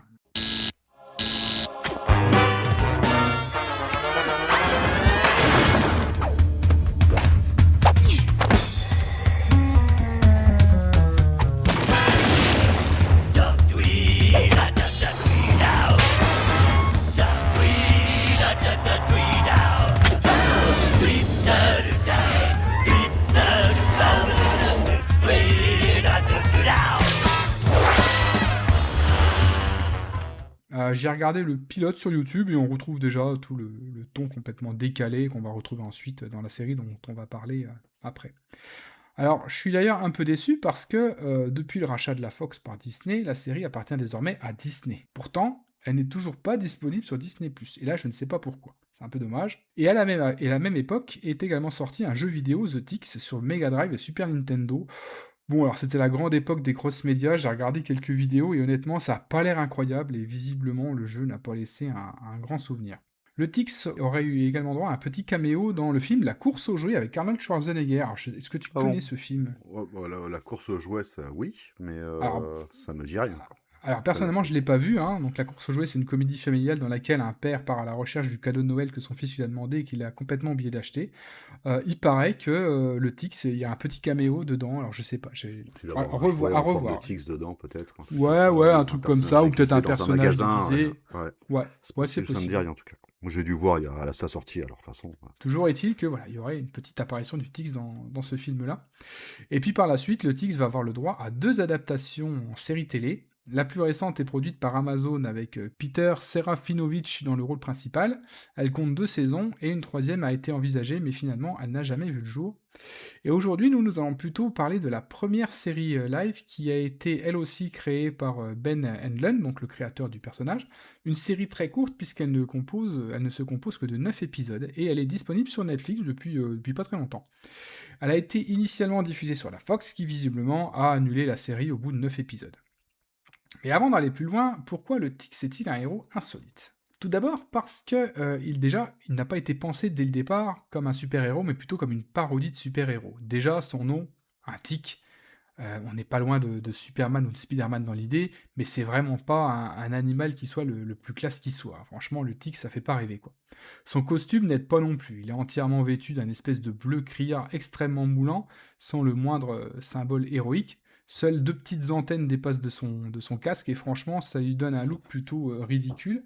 D'ailleurs le bleu, j'ai vu qu'il était en bleu, je crois qu'on a déjà parlé de ce truc là sur d'autres thématiques, mais en gros le bleu passait mieux à l'impression que d'autres couleurs. À la base il devait être marron je crois, mais le marron on rendait pas bien sur le papier, donc ils ont dû changer en le mettant en bleu, mais je sais pas si Superman n'avait pas eu un peu le même destin, bref.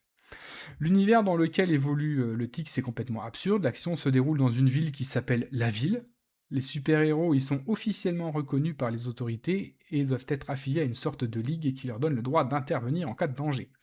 Le Tic possède une force surhumaine et semble quasiment indestructible, mais surtout, il cabotine en permanence. Il parle toujours avec une emphase incroyable, comme s'il prononçait des grandes citations philosophiques. Il déclame absolument tout avec une voix qui porte énormément, au point qu'on a parfois l'impression qu'il est toujours en train de crier et de faire un discours à chaque phrase. Et à ses côtés, on va retrouver un comparse qui s'appelle Arthur, un ancien comptable qui, lassé de sa vie monotone, a décidé de jeter sa calculatrice pour devenir lui aussi un super-héros. Et son identité secrète est tout aussi ridicule puisque c'est un homme mythe. Donc son costume lui permet également de planer grâce à des ailes en tissu dissimulées dans son dos. Dans la série, le Tic est interprété par Patrick Warburton.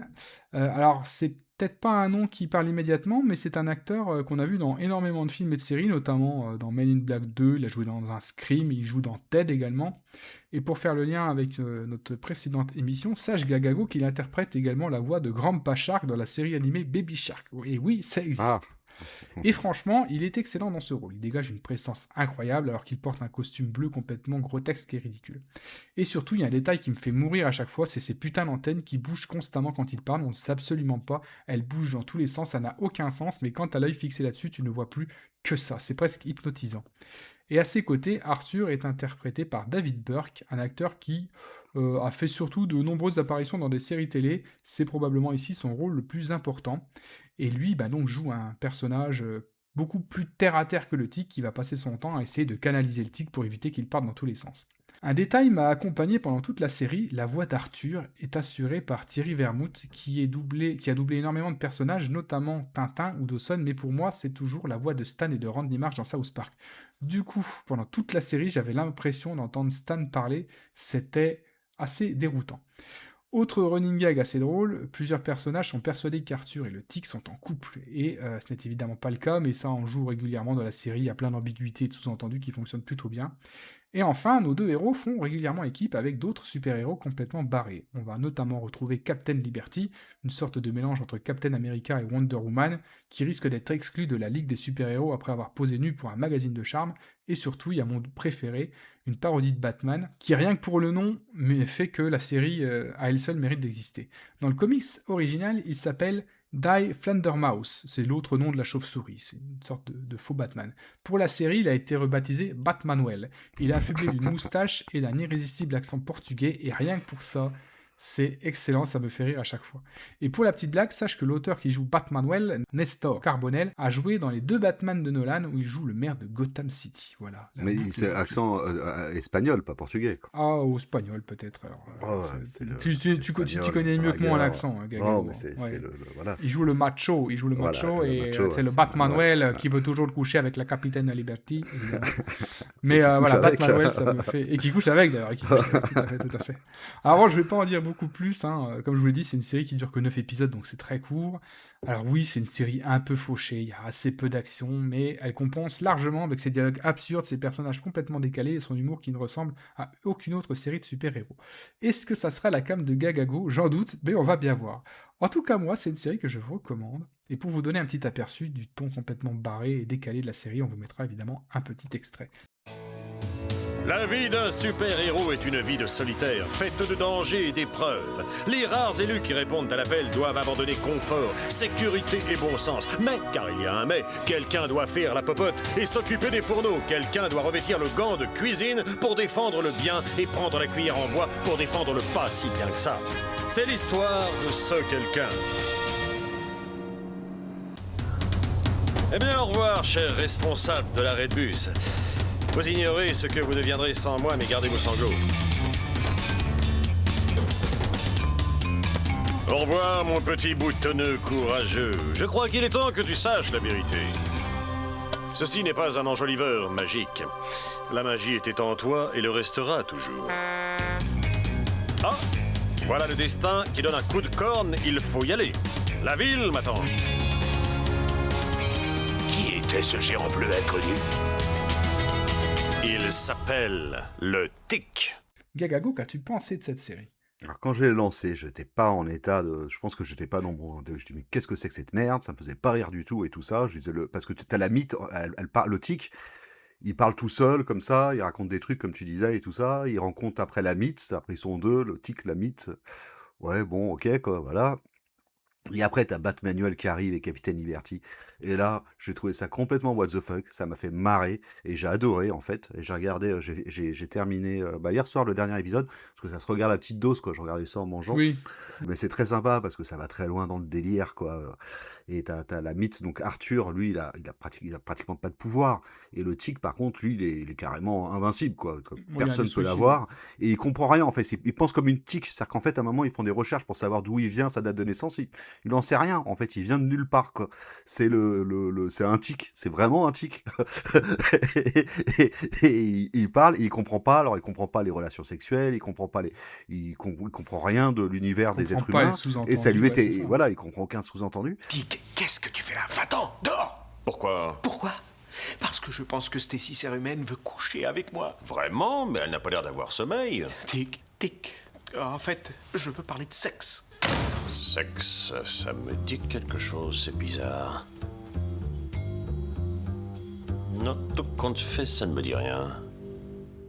Et ça lui est égal, en fait, parce que il bouge ses antennes, il sourit, et il sort des grandes phrases, comme tu disais, et c'est très marrant. Et t'as toujours, justement, c'est une équipe, c'est d'ailleurs dans le générique, c'est dit, il a sa team de super-héros. En fait, c'est pas que le Batmanuel et Captain Liberty font partie intégrante de l'équipe, on les retrouve dans tous les épisodes.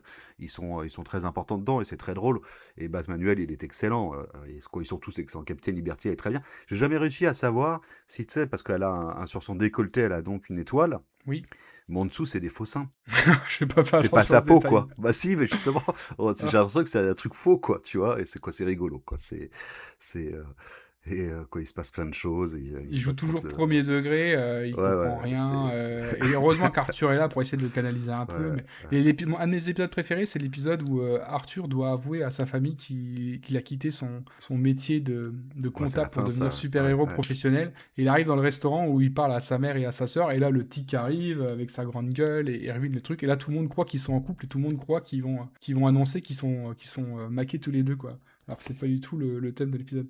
Tic, je te présente... Alors, c'est vous sa mère. C'est un réel plaisir de pouvoir serrer la main de l'utérus qui a pondu Arthur dans ce monde. Et n'oublions pas, celle qui a partagé la place dans l'utérus, ma chère Dot. Arthur était très très loin de la vérité à votre sujet. Je ne trouve pas de mots pour décrire une telle Ça tombe très bien, beauté. Tic. Assieds-toi, fais comme le cabinet et parle-moi fort. C'est ça, t'as compris? Parle-moi fort. Alors, Dot, Arthur m'a dit que vous aimiez tout contrôler. Arthur, les enfants! Levons tous nos verres en l'honneur d'Arthur et de sa nouvelle existence faite d'aventure et embrassez-le fièrement. Arthur et moi ne formons plus qu'un, à présent 4 jambes unies qui ont les mêmes qualités de droiture, qui ne pensent qu'à grimper.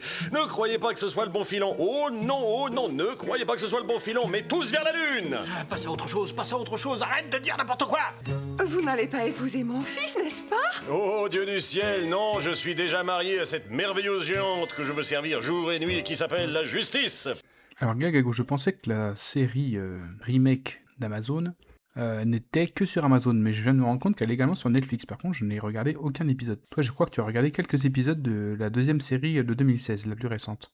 Alors, j'ai regardé les 3 premiers épisodes. J'ai regardé hier soir. Je vais essayer d'aller plus loin quand même par la suite. En fait, ça n'a rien à voir. C'est un gros budget. Voilà, il y a des bons effets spéciaux et tout ça. C'est beaucoup plus sérieux. T'as ce personnage de la tic qui est à peu près le même, qui est sympathique, mais ça tourne beaucoup autour d'Arthur. Donc Arthur, celui qui est la mythe, mais qui veut pas être la mythe, et pendant les 3 premiers épisodes, ça tourne autour de cette histoire-là, comme quoi, alors il y a une histoire avec des méchants, mais lui, il a été traumatisé quand il était petit. Il pense que quand il voit le tic, c'est des illusions. En fait, il se rend pas compte que le tic est réel. Il pense que c'est dans son esprit qu'il est fou. Okay. Toi, ça tourne autour de ce délire-là, tu vois. Et j'ai essayé de regarder parce que moi, ce que je voulais voir, c'était Batmanuel et Captain Liberty, tu vois. C'est les deux personnages qui sont drôles. Et les 3 premiers épisodes, on les voit pas, on voit que tous les deux. Et alors, j'ai été regarder des photos sur Internet pour voir s'il y avait ces personnages qui allaient arriver à un moment donné. Et j'ai pas l'impression, c'est beaucoup plus sérieux dans la construction de l'histoire. Il y a des méchants qui sont vraiment méchants, qui tuent les gens. Il y a des explosions, des bagarres et tout. Et le tic est super fort. Donc, c'est une version sérieuse, en fait, de l'histoire. Mais à voir si quelques épisodes après, parce que ça dure pas longtemps, ça va être 20 minutes par épisode, à voir si ça se débloque. Mais si ça continue comme ça continuait, c'est chiant par rapport. Surtout que j'ai enchaîné les deux, tu vois. Quand tu pars du truc complètement what the fuck qu'il y a au début et tu passes sur un truc, la même histoire, version sérieuse. C'est marrant parce que c'est marrant d'avoir ce décalage de ton un décalage total. séries. Mais ça va peut-être changer parce que le personnage du tic, on le voit pas tant que ça dans les 3 premiers épisodes. C'est surtout autour de Arthur, donc, qui est The Myth, mais qui vole un costume de mythe, qui veut pas être super-héros, et l'autre qui lui dit, mais si, c'est ton destin, tu vas être un super-héros et tout ça, nanana. Donc à voir. Mais en tout cas, moi je reco celle que tu as vue et dont tu as parlé, celle-ci, en plus c'est très court, ça à regarder, voilà. Voilà, 2 soirs, vous avez fait le tour. Ok, très bien. Bon, bah écoute, content d'avoir fait, j'allais dire fait mouche, mais d'avoir fait tic sur ce titre. Est-ce que tu as d'autres choses à ajouter sur les super-héros? Je regardais, non, j'ai rien d'autre. Moi, ça me va. Très bien, donc on va passer à la dernière émission de la saison 2, qui est les sorcières dans la pop culture. Les sorcières. Alors toi, Gagago, tu vas développer un titre. Pour ma part, j'ai pas grand-chose à dire. Juste que je continue à lire le manga Witch's War dont j'avais parlé dans l'épisode, que j'aime toujours beaucoup. La série est toujours en cours chez Soleil. Je continue vraiment à la suivre avec un grand plaisir coupable. Voilà, cette espèce d'aventure de ces sorcières dans un délire à la Valkyrie Apocalypse. Ça reste une lecture très fun. Je passe toujours un excellent moment à la lecture de ce manga. Et je crois que tu as décidé de nous parler d'un nouveau titre concernant les sorcières. Ouais, en fait, c'est un film. J'avais noté au moment où on préparait l'émission, mais je l'avais jamais vu.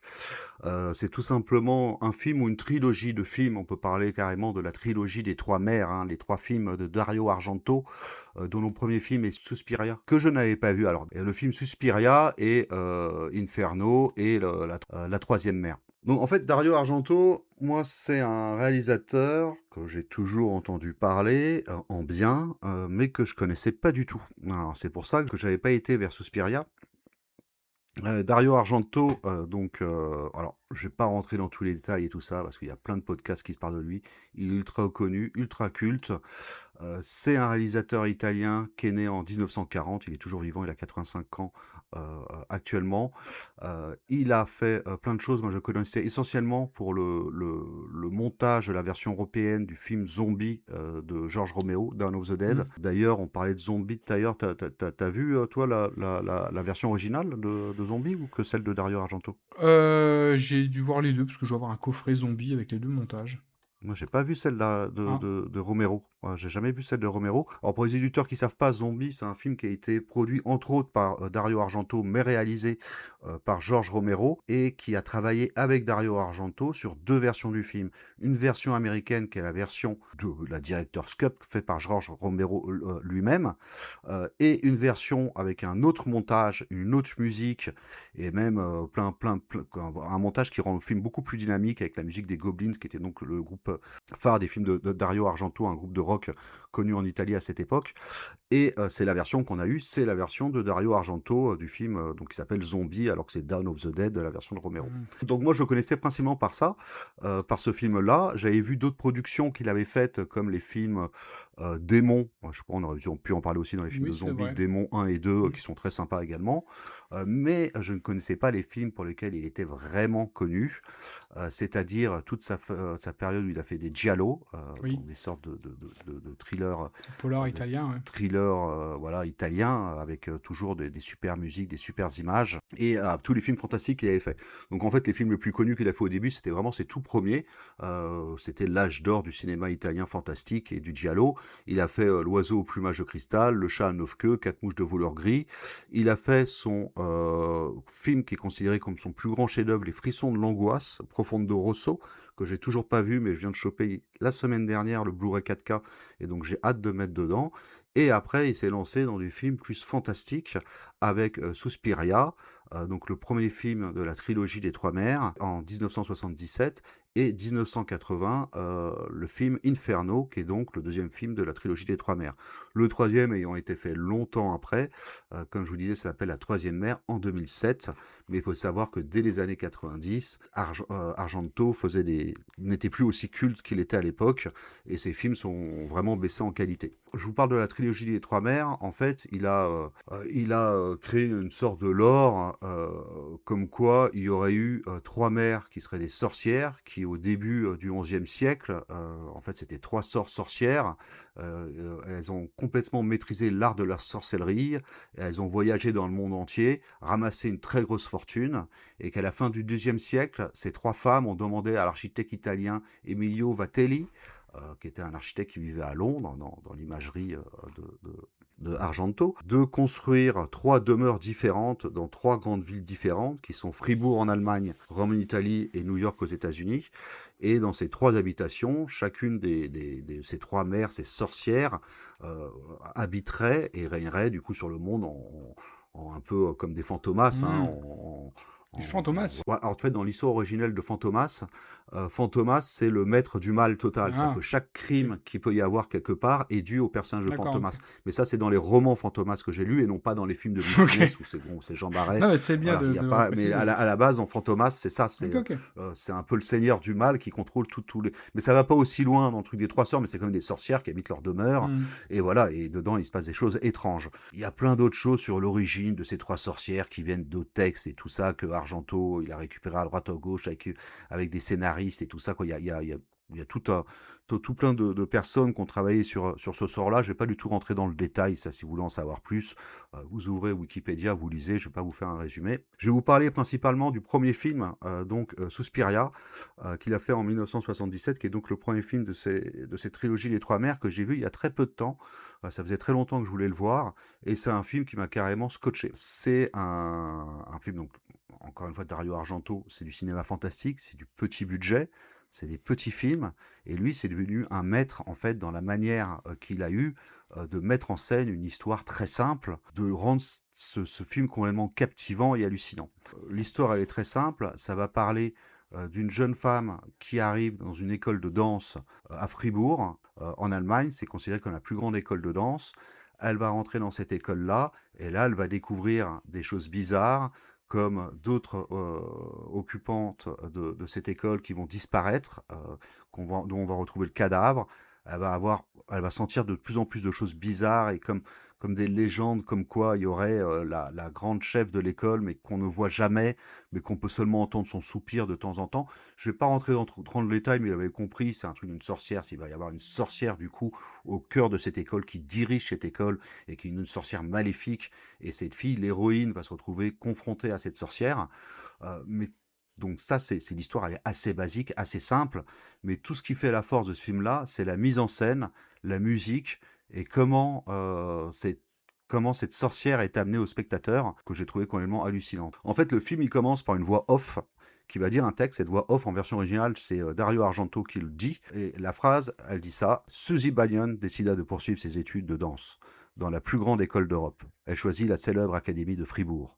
Un matin, à 9h, elle quitta l'aéroport de New York, et elle arriva en Allemagne à 22h40, heure locale. » Et là, le film commence, on voit la fille arriver dans l'aéroport, on entend le tonnerre, une pluie battante, il pleut à torrent, la pluie qui commence, avec de l'eau qui coule partout.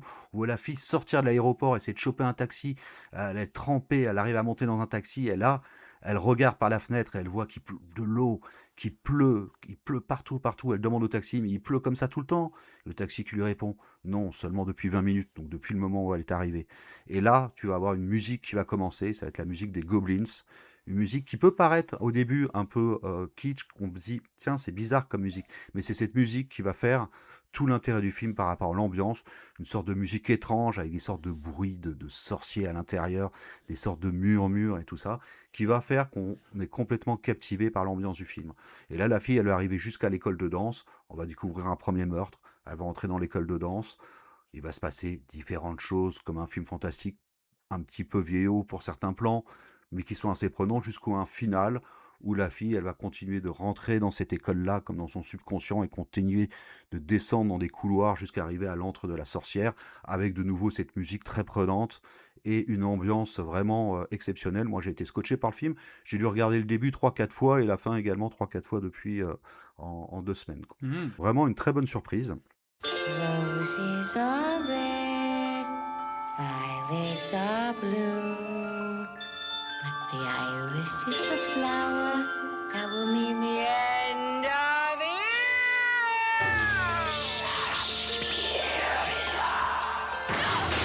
You can run from Suspiria.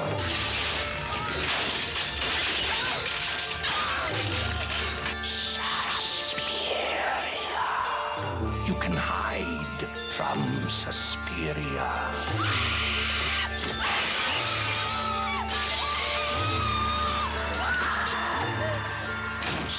Suspiria. But you cannot escape Suspiria. The only thing more terrifying than the last 12 minutes of Suspiria are the first 92. Toi, tu l'as vu, mon cher Roland. Alors, je suis un peu comme toi, moi. Dario Argento, j'ai des grosses lacunes en Dario Argento. J'ai vu plus de ses films de fin de carrière. Ouais, qui sont. Alors déjà, j'aime beaucoup sa fille en tant qu'actrice, hein, j'entends, Asia Argento. Ah oui. Et donc j'ai plutôt vu des films avec Asia Argento. Donc j'ai vu Le Fantôme de l'Opéra, Le Syndrome de Stendhal, Trauma. Giallo aussi avec Adrien Brody, mais c'est vraiment plutôt des films sur sa fin de carrière. Et c'est vrai que tout ce qui était Suspiria et la fameuse trilogie, donc je la connais de nom, mais j'y avais pas mis ma patte. Donc ça a été l'occasion pour moi d'y aller, puisque tu présentais le titre, je me dis c'est l'occasion de le faire. Alors je savais que j'avais le DVD, donc je fouille dans mes caisses de DVD, et là je suis tout content, je sors le Suspiria, sauf que c'est pas le Suspiria d'Argento, c'est le remake, dont tu parleras peut-être un petit peu tout à l'heure si tu veux. On parlera après. Bon, c'est tout, je me débrouille pour regarder l'original. Alors moi le film a été compliqué pour moi à regarder, dans le sens où j'aime pas les films dans lesquels il y a énormément de bruit dans tous les sens. Et il y a énormément de petits bruitages, de musique, mais qui sont vraiment importantes pour le film, parce que qui accompagnent toute l'ambiance du film, donc je peux pas le critiquer, tu vois. Mais moi, je joue beaucoup de la télécommande pour baisser le son, monter le son, et ça m'a un peu saoulé. Mais je comprends, parce que c'est vraiment l'ambiance du film qui est comme ça, et c'est très sympa. Et malgré le fait que ce soit un film de 77, les scènes fonctionnent encore complètement aujourd'hui, quoi. Il y a une scène où il y a un personnage qui se fait découper le visage par une vitre plantée au milieu du visage. C'est encore très graphique, je dis ouais, ça rend encore vachement bien aujourd'hui. Non, le premier meurtre, il est gore, les scènes de pendus dans le hall, je fais waouh, ouais. C'est vachement grave. Et il avait vraiment l'art de la mise en scène, et il y a vraiment cette musique qui accompagne le film, qui est pas trop présente dans le remake pour le coup. En tout cas, j'ai trouvé qu'elle était beaucoup moins présente, qu'il y avait beaucoup moins ce jeu de... Dans le remake, on en parlera. De son. Mais là, il y a tout ça. Il y a aussi les décors qui fait de l'école, qui sont des décors complètement... les décors, c'est des lieux lieux, tu te crois dans un rêve, en fait. Tu vois, il y a que la musique. Tu te crois dans un rêve qui devient... qui est un cauchemar, en fait, depuis le début, et qu'il devient un peu moins, et qu'il est de nouveau, sachant qu'il n'y a rien d'extraordinaire, en fait. C'est en fait, toute la fin, il n'y a rien. C'est juste l'ambiance et la manière, c'est la mise en scène. C'est pour ça que c'est un grand, quoi. C'est la mise en scène qui fonctionne. Voilà. Et ça pourrait être une pièce de théâtre, ça fonctionnerait. Au début, j'étais un peu de mauvaise foi, je fais ouais, c'est un peu long, machin. Puis après, je dis mais attends, cet acteur là, c'est pas Udo Kier. Tu m'as dit si. Ah bah je dis voilà, ça y est. C'est bon pour moi. C'est un bon film. Il y a Udo Kier qui arrive comme un cheveu sur la soupe pour apporter des clés de réponse à l'héroïne, et voilà, moi je suis une saucisse dès que je le vois, donc très bon film pour le coup, pas de souci. Non, mais blague à part, intéressant. Je pense que je me ferai les 2 autres films de la trilogie. Alors l'autre, moi j'ai regardé quoi, j'avais vu avant, j'ai chopé Inferno de 1980, donc il a tourné 3 ans après, donc qui se passe dans la seconde mer. Alors c'est vrai que j'ai pas donné le nom des 3 mers. En fait, les 3 mers, t'as Mater Suspiriorum, il y a Mater Tenebrarum et Mater Lacrimarum. C'est Mater ou Moser? Non, c'est Mater. Mater en italien. Ah oui, d'accord. Mater Suspiriorum, Notre-Dame des soupirs. Okay. La deuxième, Mater Tenebrarum, Notre-Dame des ténèbres. Et Mater Lacrimarum, Notre-Dame des larmes. Okay. Qui est la plus belle des 3 mers. Ah oui, c'est elle qui est dans Inferno, d'accord. Alors, elle n'est pas belle du tout. Mais bon, c'est une autre histoire. Et dans Inferno, alors, c'est le premier film on va dire, le premier vraiment bon film de Dario Argento que j'ai vu. Et donc, j'ai vu avant Suspiria. Et là, c'est pareil, alors, c'est un peu plus développé l'histoire des 3 mers, justement, parce qu'ils en parlent un peu plus, justement, parce qu'en fait, c'est une nana qui arrive à Rome. Non, ça se passe à New York. Oui, ça se passe à New York et c'est une nana qui est dans une sorte d'hôtel qui découvre justement des bouquins sur ce sujet-là et tout ça et on va être pris dans l'ambiance assez rapidement. Je me souviens que j'ai vu le début avec mon fils et mon fils, il a eu peur tout de suite. Ça fait peur, il se passait rien en fait. L'ambiance, ça lui a fait peur. Et donc il est parti, tu vois. Donc c'est pareil, t'as une super réalisation, mais t'as pas la même musique du tout aussi prenante, en tout cas dans toute la première partie du film. Toute la première partie, en fait, c'est un petit peu long, t'as l'histoire de meurtre, tu sais pas trop où ça va. Et, les gens sont dans l'hôtel, on découvre des... Et à un moment, t'as une scène où le type, il commence à soulever une latte de son parquet sur le sol, et il découvre en fait qu'il y a des étages entre les étages qui amènent à des... Et là, tu as la musique qui commence de la même manière, et le mec, il descend dans les entrailles, en fait, tout au fond de lui-même, quoi, tu vois. Dans l'immeuble est une personne pour arriver à l'antre de la sorcière qui est cachée dans les entrailles même de la construction maléfique qui a été fait du coup par cet architecte anglais dont je parlais tout à l'heure. Et donc le film il est génial aussi. Il y a des gens qui ont plus de mal avec Inferno, j'ai l'impression. Suspiria, tout le monde est unanime dessus. Inferno, moi ça m'a... La fin... Parce qu'à un moment je commençais à décrocher du film, tu vois. Je me dis, il se passe pas grand chose, c'est un peu vieillot. Et là, il commence à rentrer à l'intérieur de la maison et t'es comme rentré à l'intérieur de toi-même, quoi. C'est complètement dingue, quoi. Il arrive à te prendre et d'un seul coup, tes yeux, tu clignes plus des yeux et t'es hypnotisé dans son film, quoi. Donc, j'ai trouvé ça génial également. Et par contre, le troisième, je l'ai pas vu. Je crois que c'est Jazz qui en avait fait une vidéo dessus, Il me semble, son ouais. truc et qui semble très amateur des deux premiers et qui en a pas dit du mal spécialement, mais pas du bien non plus. Et je regarderai d'autres films d'Argento avant. Et tu Donc voulais voilà. toucher 2-3 petits mots du remake tu veux que je... Ah ouais, j'ai vu le remake de 2018. Pourtant, Putain, ça devrait qu'est-ce te que c'était plaire long. avec Mia Goth, ton actrice fétiche. Ah non, mais le film, il dure 152 Non, le minutes, film mec. est beaucoup trop long. Je suis d'accord avec toi.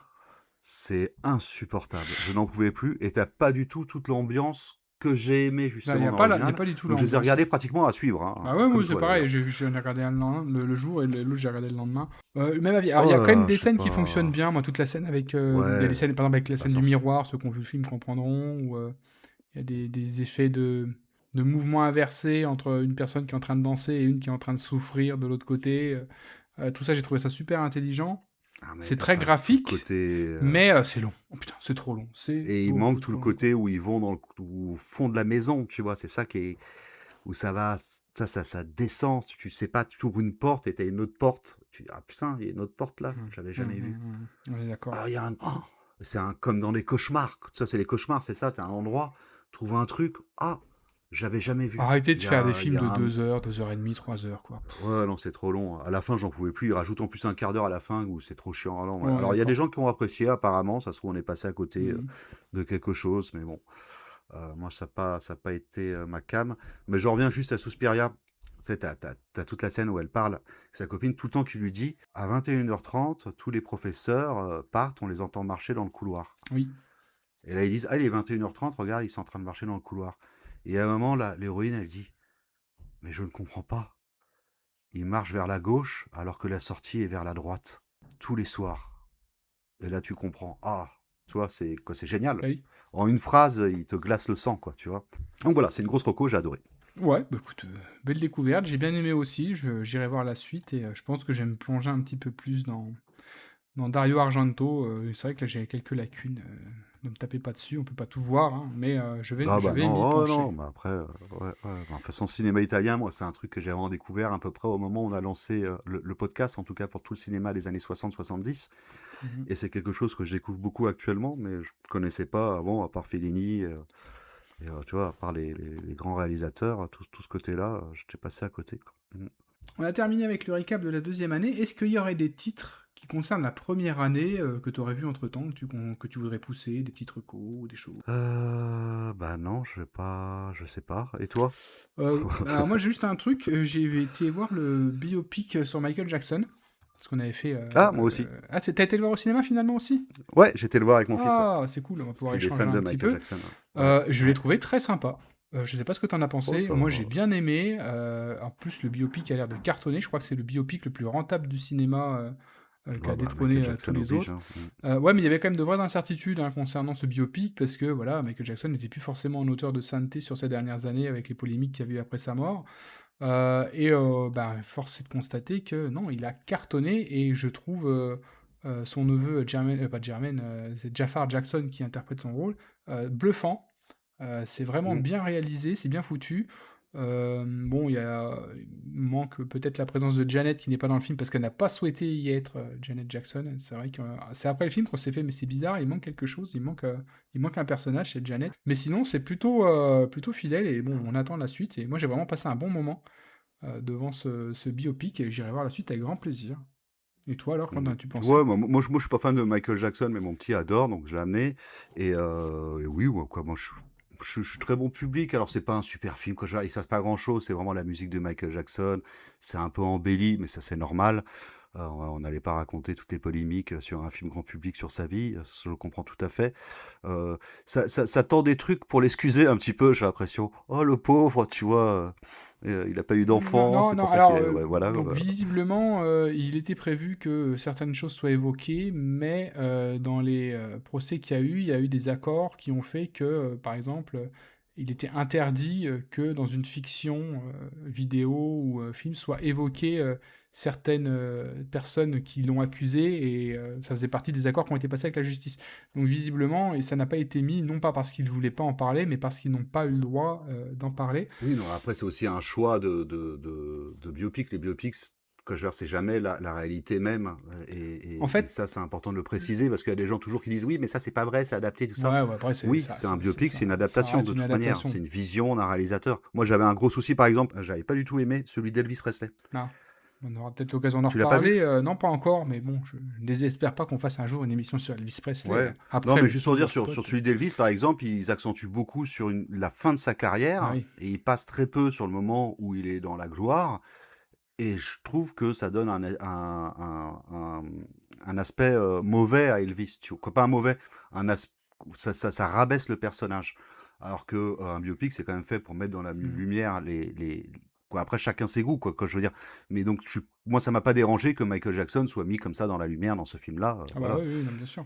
Mm. Moi, il y a un truc qui m'a bien plu dans ce film, et je trouve qu'il est plutôt bien représenté, c'est de voir que pour Michael Jackson, toutes les planètes étaient alignées, et le talent qu'a eu ce mec, c'est de s'entourer de personnes talentueuses dans tous les domaines, que ce soit artistique, que ce soit les mecs qui l'ont représenté. Alors après, bon, il avait sa famille qui n'étaient pas forcément les meilleurs types du monde, son père notamment. On voit d'ailleurs les violences qu'il a subies et les coups de pression de son père, mais il a su s'entourer, voilà, il y a Quincy Jones, il a su s'entourer de Bruce Whedon, enfin, il a vraiment réussi à s'entourer des meilleurs dans le domaine de la musique, et c'est ça aussi qui fait qu'il a été Michael Jackson.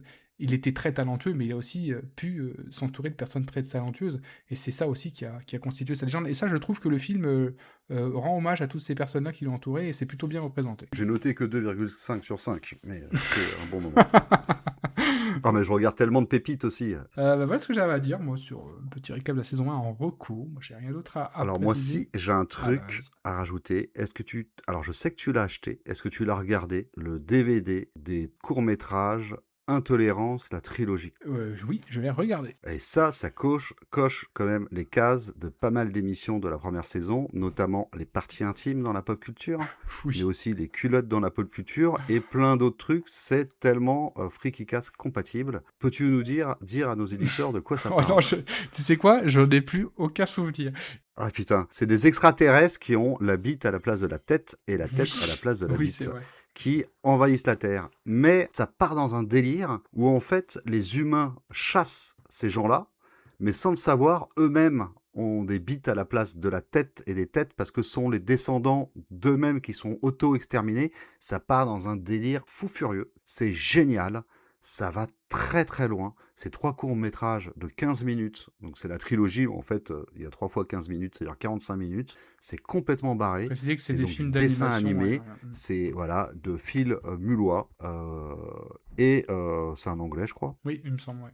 Et c'est complètement what the fuck. Jetez un œil dessus. Vous devez pouvoir voir ça sur YouTube, à mon avis. Intolérance, la trilogie.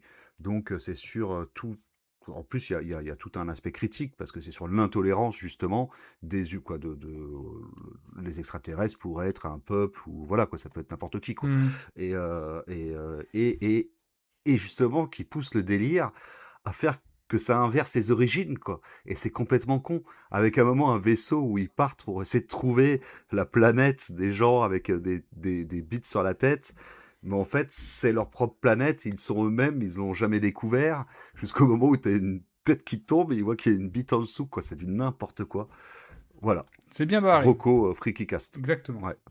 Je l'avais plus en tête, mais t'as raison, tout à fait. On l'a acheté tous les deux en plus. Ouais, Bande de pigeons. Moi, j'ai acheté plus cher. On se dépêche avant que Rakuten ferme. Oh là là, quel drame ça aussi. Ouais.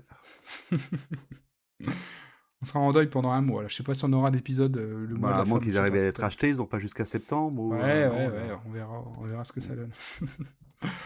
J'ai quand même une autre Rocco, qui est une Rocco ponctuelle. Ouais, vas-y. Vient de sortir sur Netflix. Ah bah si, on avait fait l'épisode sur l'école de la saison 1, donc ça colle à la saison 1. Vient de sortir sur Netflix GTO 2026. Et ils ont sorti donc Great Teacher Onizuka. Donc Great Teacher Onizuka, on nous avait parlé brièvement sur l'épisode sur les écoles. C'est ce professeur qui s'occupe c'est un manga à la base, il y a eu un animé, c'est ultra connu. Ils ont sorti une version live, c'est un drama, une série japonaise en 2001, puis un remake en 2000, je sais pas combien, en 2 saisons. Moi, je les avais tous vus, j'avais un fait pour suite 2001. Et là, ils viennent de sortir une suite, alors je sais pas si c'est 2001 ou quoi, ou c'est 2000 quand c'est dans ces zones-là. Ils viennent de sortir une suite directe de celui de 2000 avec le même acteur, mais qui a donc 26 ans, 25 ans de plus. Ah, sympa. Et qui est donc marié. GTO n'est donc plus puceau comme dans toutes ces histoires. D'accord. Il est marié, mais sa femme le quitte parce que c'est un loser et il essaye de devenir de nouveau un great teacher. Et il retourne à l'école pour être prof de nouveau, sauf qu'il arrive dans un monde qui tout le monde a les tablettes dans les machins, il arrive dans les écoles de 2026, tu vois, où les gens ils sont complètement connectés, et lui, voilà, il doit être noté par les élèves et tout ça, il est complètement perdu, et c'est très sympa, moi j'ai adoré, t'as un épisode qui sort tous les lundis, là il y a le 2e qui est sorti lundi dernier, donc j'en ai regardé que 2, et donc je recommande cette série, foncez, mais ce qui est génial, c'est que Netflix en a profité pour sortir des dramas des années 2000, donc d'autres séries japonaises qui sont toujours un peu surjouées, tout ça, mais moi je suis très friand de ce genre-là. Pour sortir la série des années 2000, donc là vous avez toute la c'est une seule saison, hein, c'est avec une fin et tout ça, en 15 épisodes, un truc comme ça. Elle est géniale, elle est super émouvante et tout ça. Vous fondez en larmes à la fin, je recommande extrêmement. Ils ont sorti également les 3 saisons de Gokusen. Gokusen, c'est un peu le même style que GTO, c'est aussi une adaptation d'un manga. C'est une fille qui rêve d'être prof, sauf qu'elle est issue d'une famille de Yakuza. Et elle est ultra respectée parce qu'elle est la fille du grand chef Yakuza, donc tous ces Yakuza sont à sa botte. Et elle veut être prof, et donc elle va se retrouver dans une école, elle s'occupe d'une classe de délinquants, mais elle doit surtout pas dire qu'elle est la fille d'un Yakuza. Et donc elle fait la toute gentille et tout ça, mais ça fait marrant, c'est trop drôle, parce qu'à un moment elle se fait insulter par les élèves à l'école et tout ça, et elle rentre donc dans la famille de Yakuza, ils sont en train de manger, et elle dit ouais, et lui il m'a dit ça, et là, t'as un Yakuza qui se lève. Comment? Mais j'avais allé le tuer. Il sort un sabre et tout. Et là, il dit non, mais c'est un élève. Rassis-toi, rassis-toi. Et un autre a dit ça. Hop, t'en as un autre qui se lève. Quoi? Il commence à prendre 2 sabres. J'allais le tuer. Non, rassis-toi. Et après, elle redit un truc comme ça. Ah, mais il y a celui-ci qui a dit ça. Et là, t'en as carrément 4 qui se lèvent. Ils mettent leur manteau. Ils prennent leur flingue et tout. Ils commencent à passer la porte. On va aller les buter. Aller les retirer. Quoi. C'est trop what the fuck. C'est trop drôle. Moi, je suis plié en deux. Et il y a un autre qui s'appelle Dragon Sakura ou un truc comme ça que j'avais vu à l'époque qui est très bien également avec un prof pareil, avec des classes de délinquants et tout ça. Donc c'est des séries que je vous recommande. Profitez que c'est sur Netflix, ça va sûrement pas rester très longtemps. Vraiment, c'est du petit bonbon ces trucs-là. Faut s'habituer au jeu des acteurs, mais une fois qu'on l'est, on peut que savourer. Et c'est adapté d'une partie des spin-offs du manga ou pas du tout? C'est vraiment indépendant?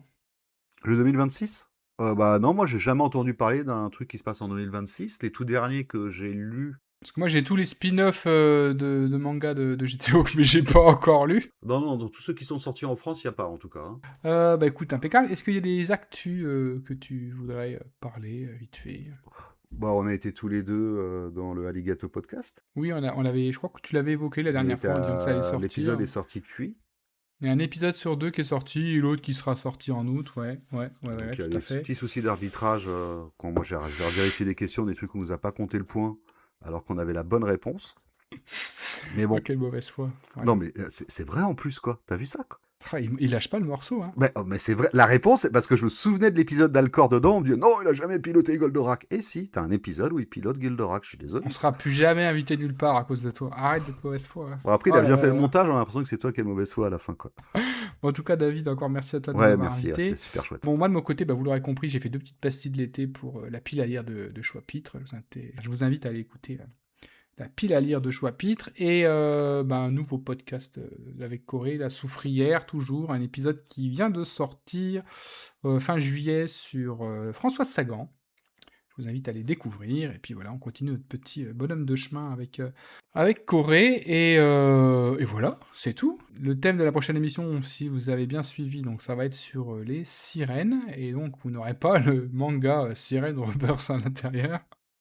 Ça, c'est une thématique qu'on avait soumis au vote à un moment donné sur les réseaux, qui est arrivé 2e après les dinosaures. Donc on avait fait les dinosaures, et on s'était dit, bon, il faudra qu'on fasse les sirènes un jour. Et on pourra faire le 3e titre également, du coup. Et bon, on verra. Qui était proposé ce jour-là. Et ça sera un bon podcast de fin d'été. Voilà, il y aura encore un petit côté relent, odeur de mer, écailles de poisson et tout. Donc voilà, parfait. Impeccable. On en a terminé, Gagago ? Oui. Voilà. Bon, merci à tous de votre écoute. Donc là, c'est un épisode qui va sortir fin août, donc bonne rentrée à tous. Ouais. Et puis, voilà, on se retrouve dans un mois. Allez, bye. À plus.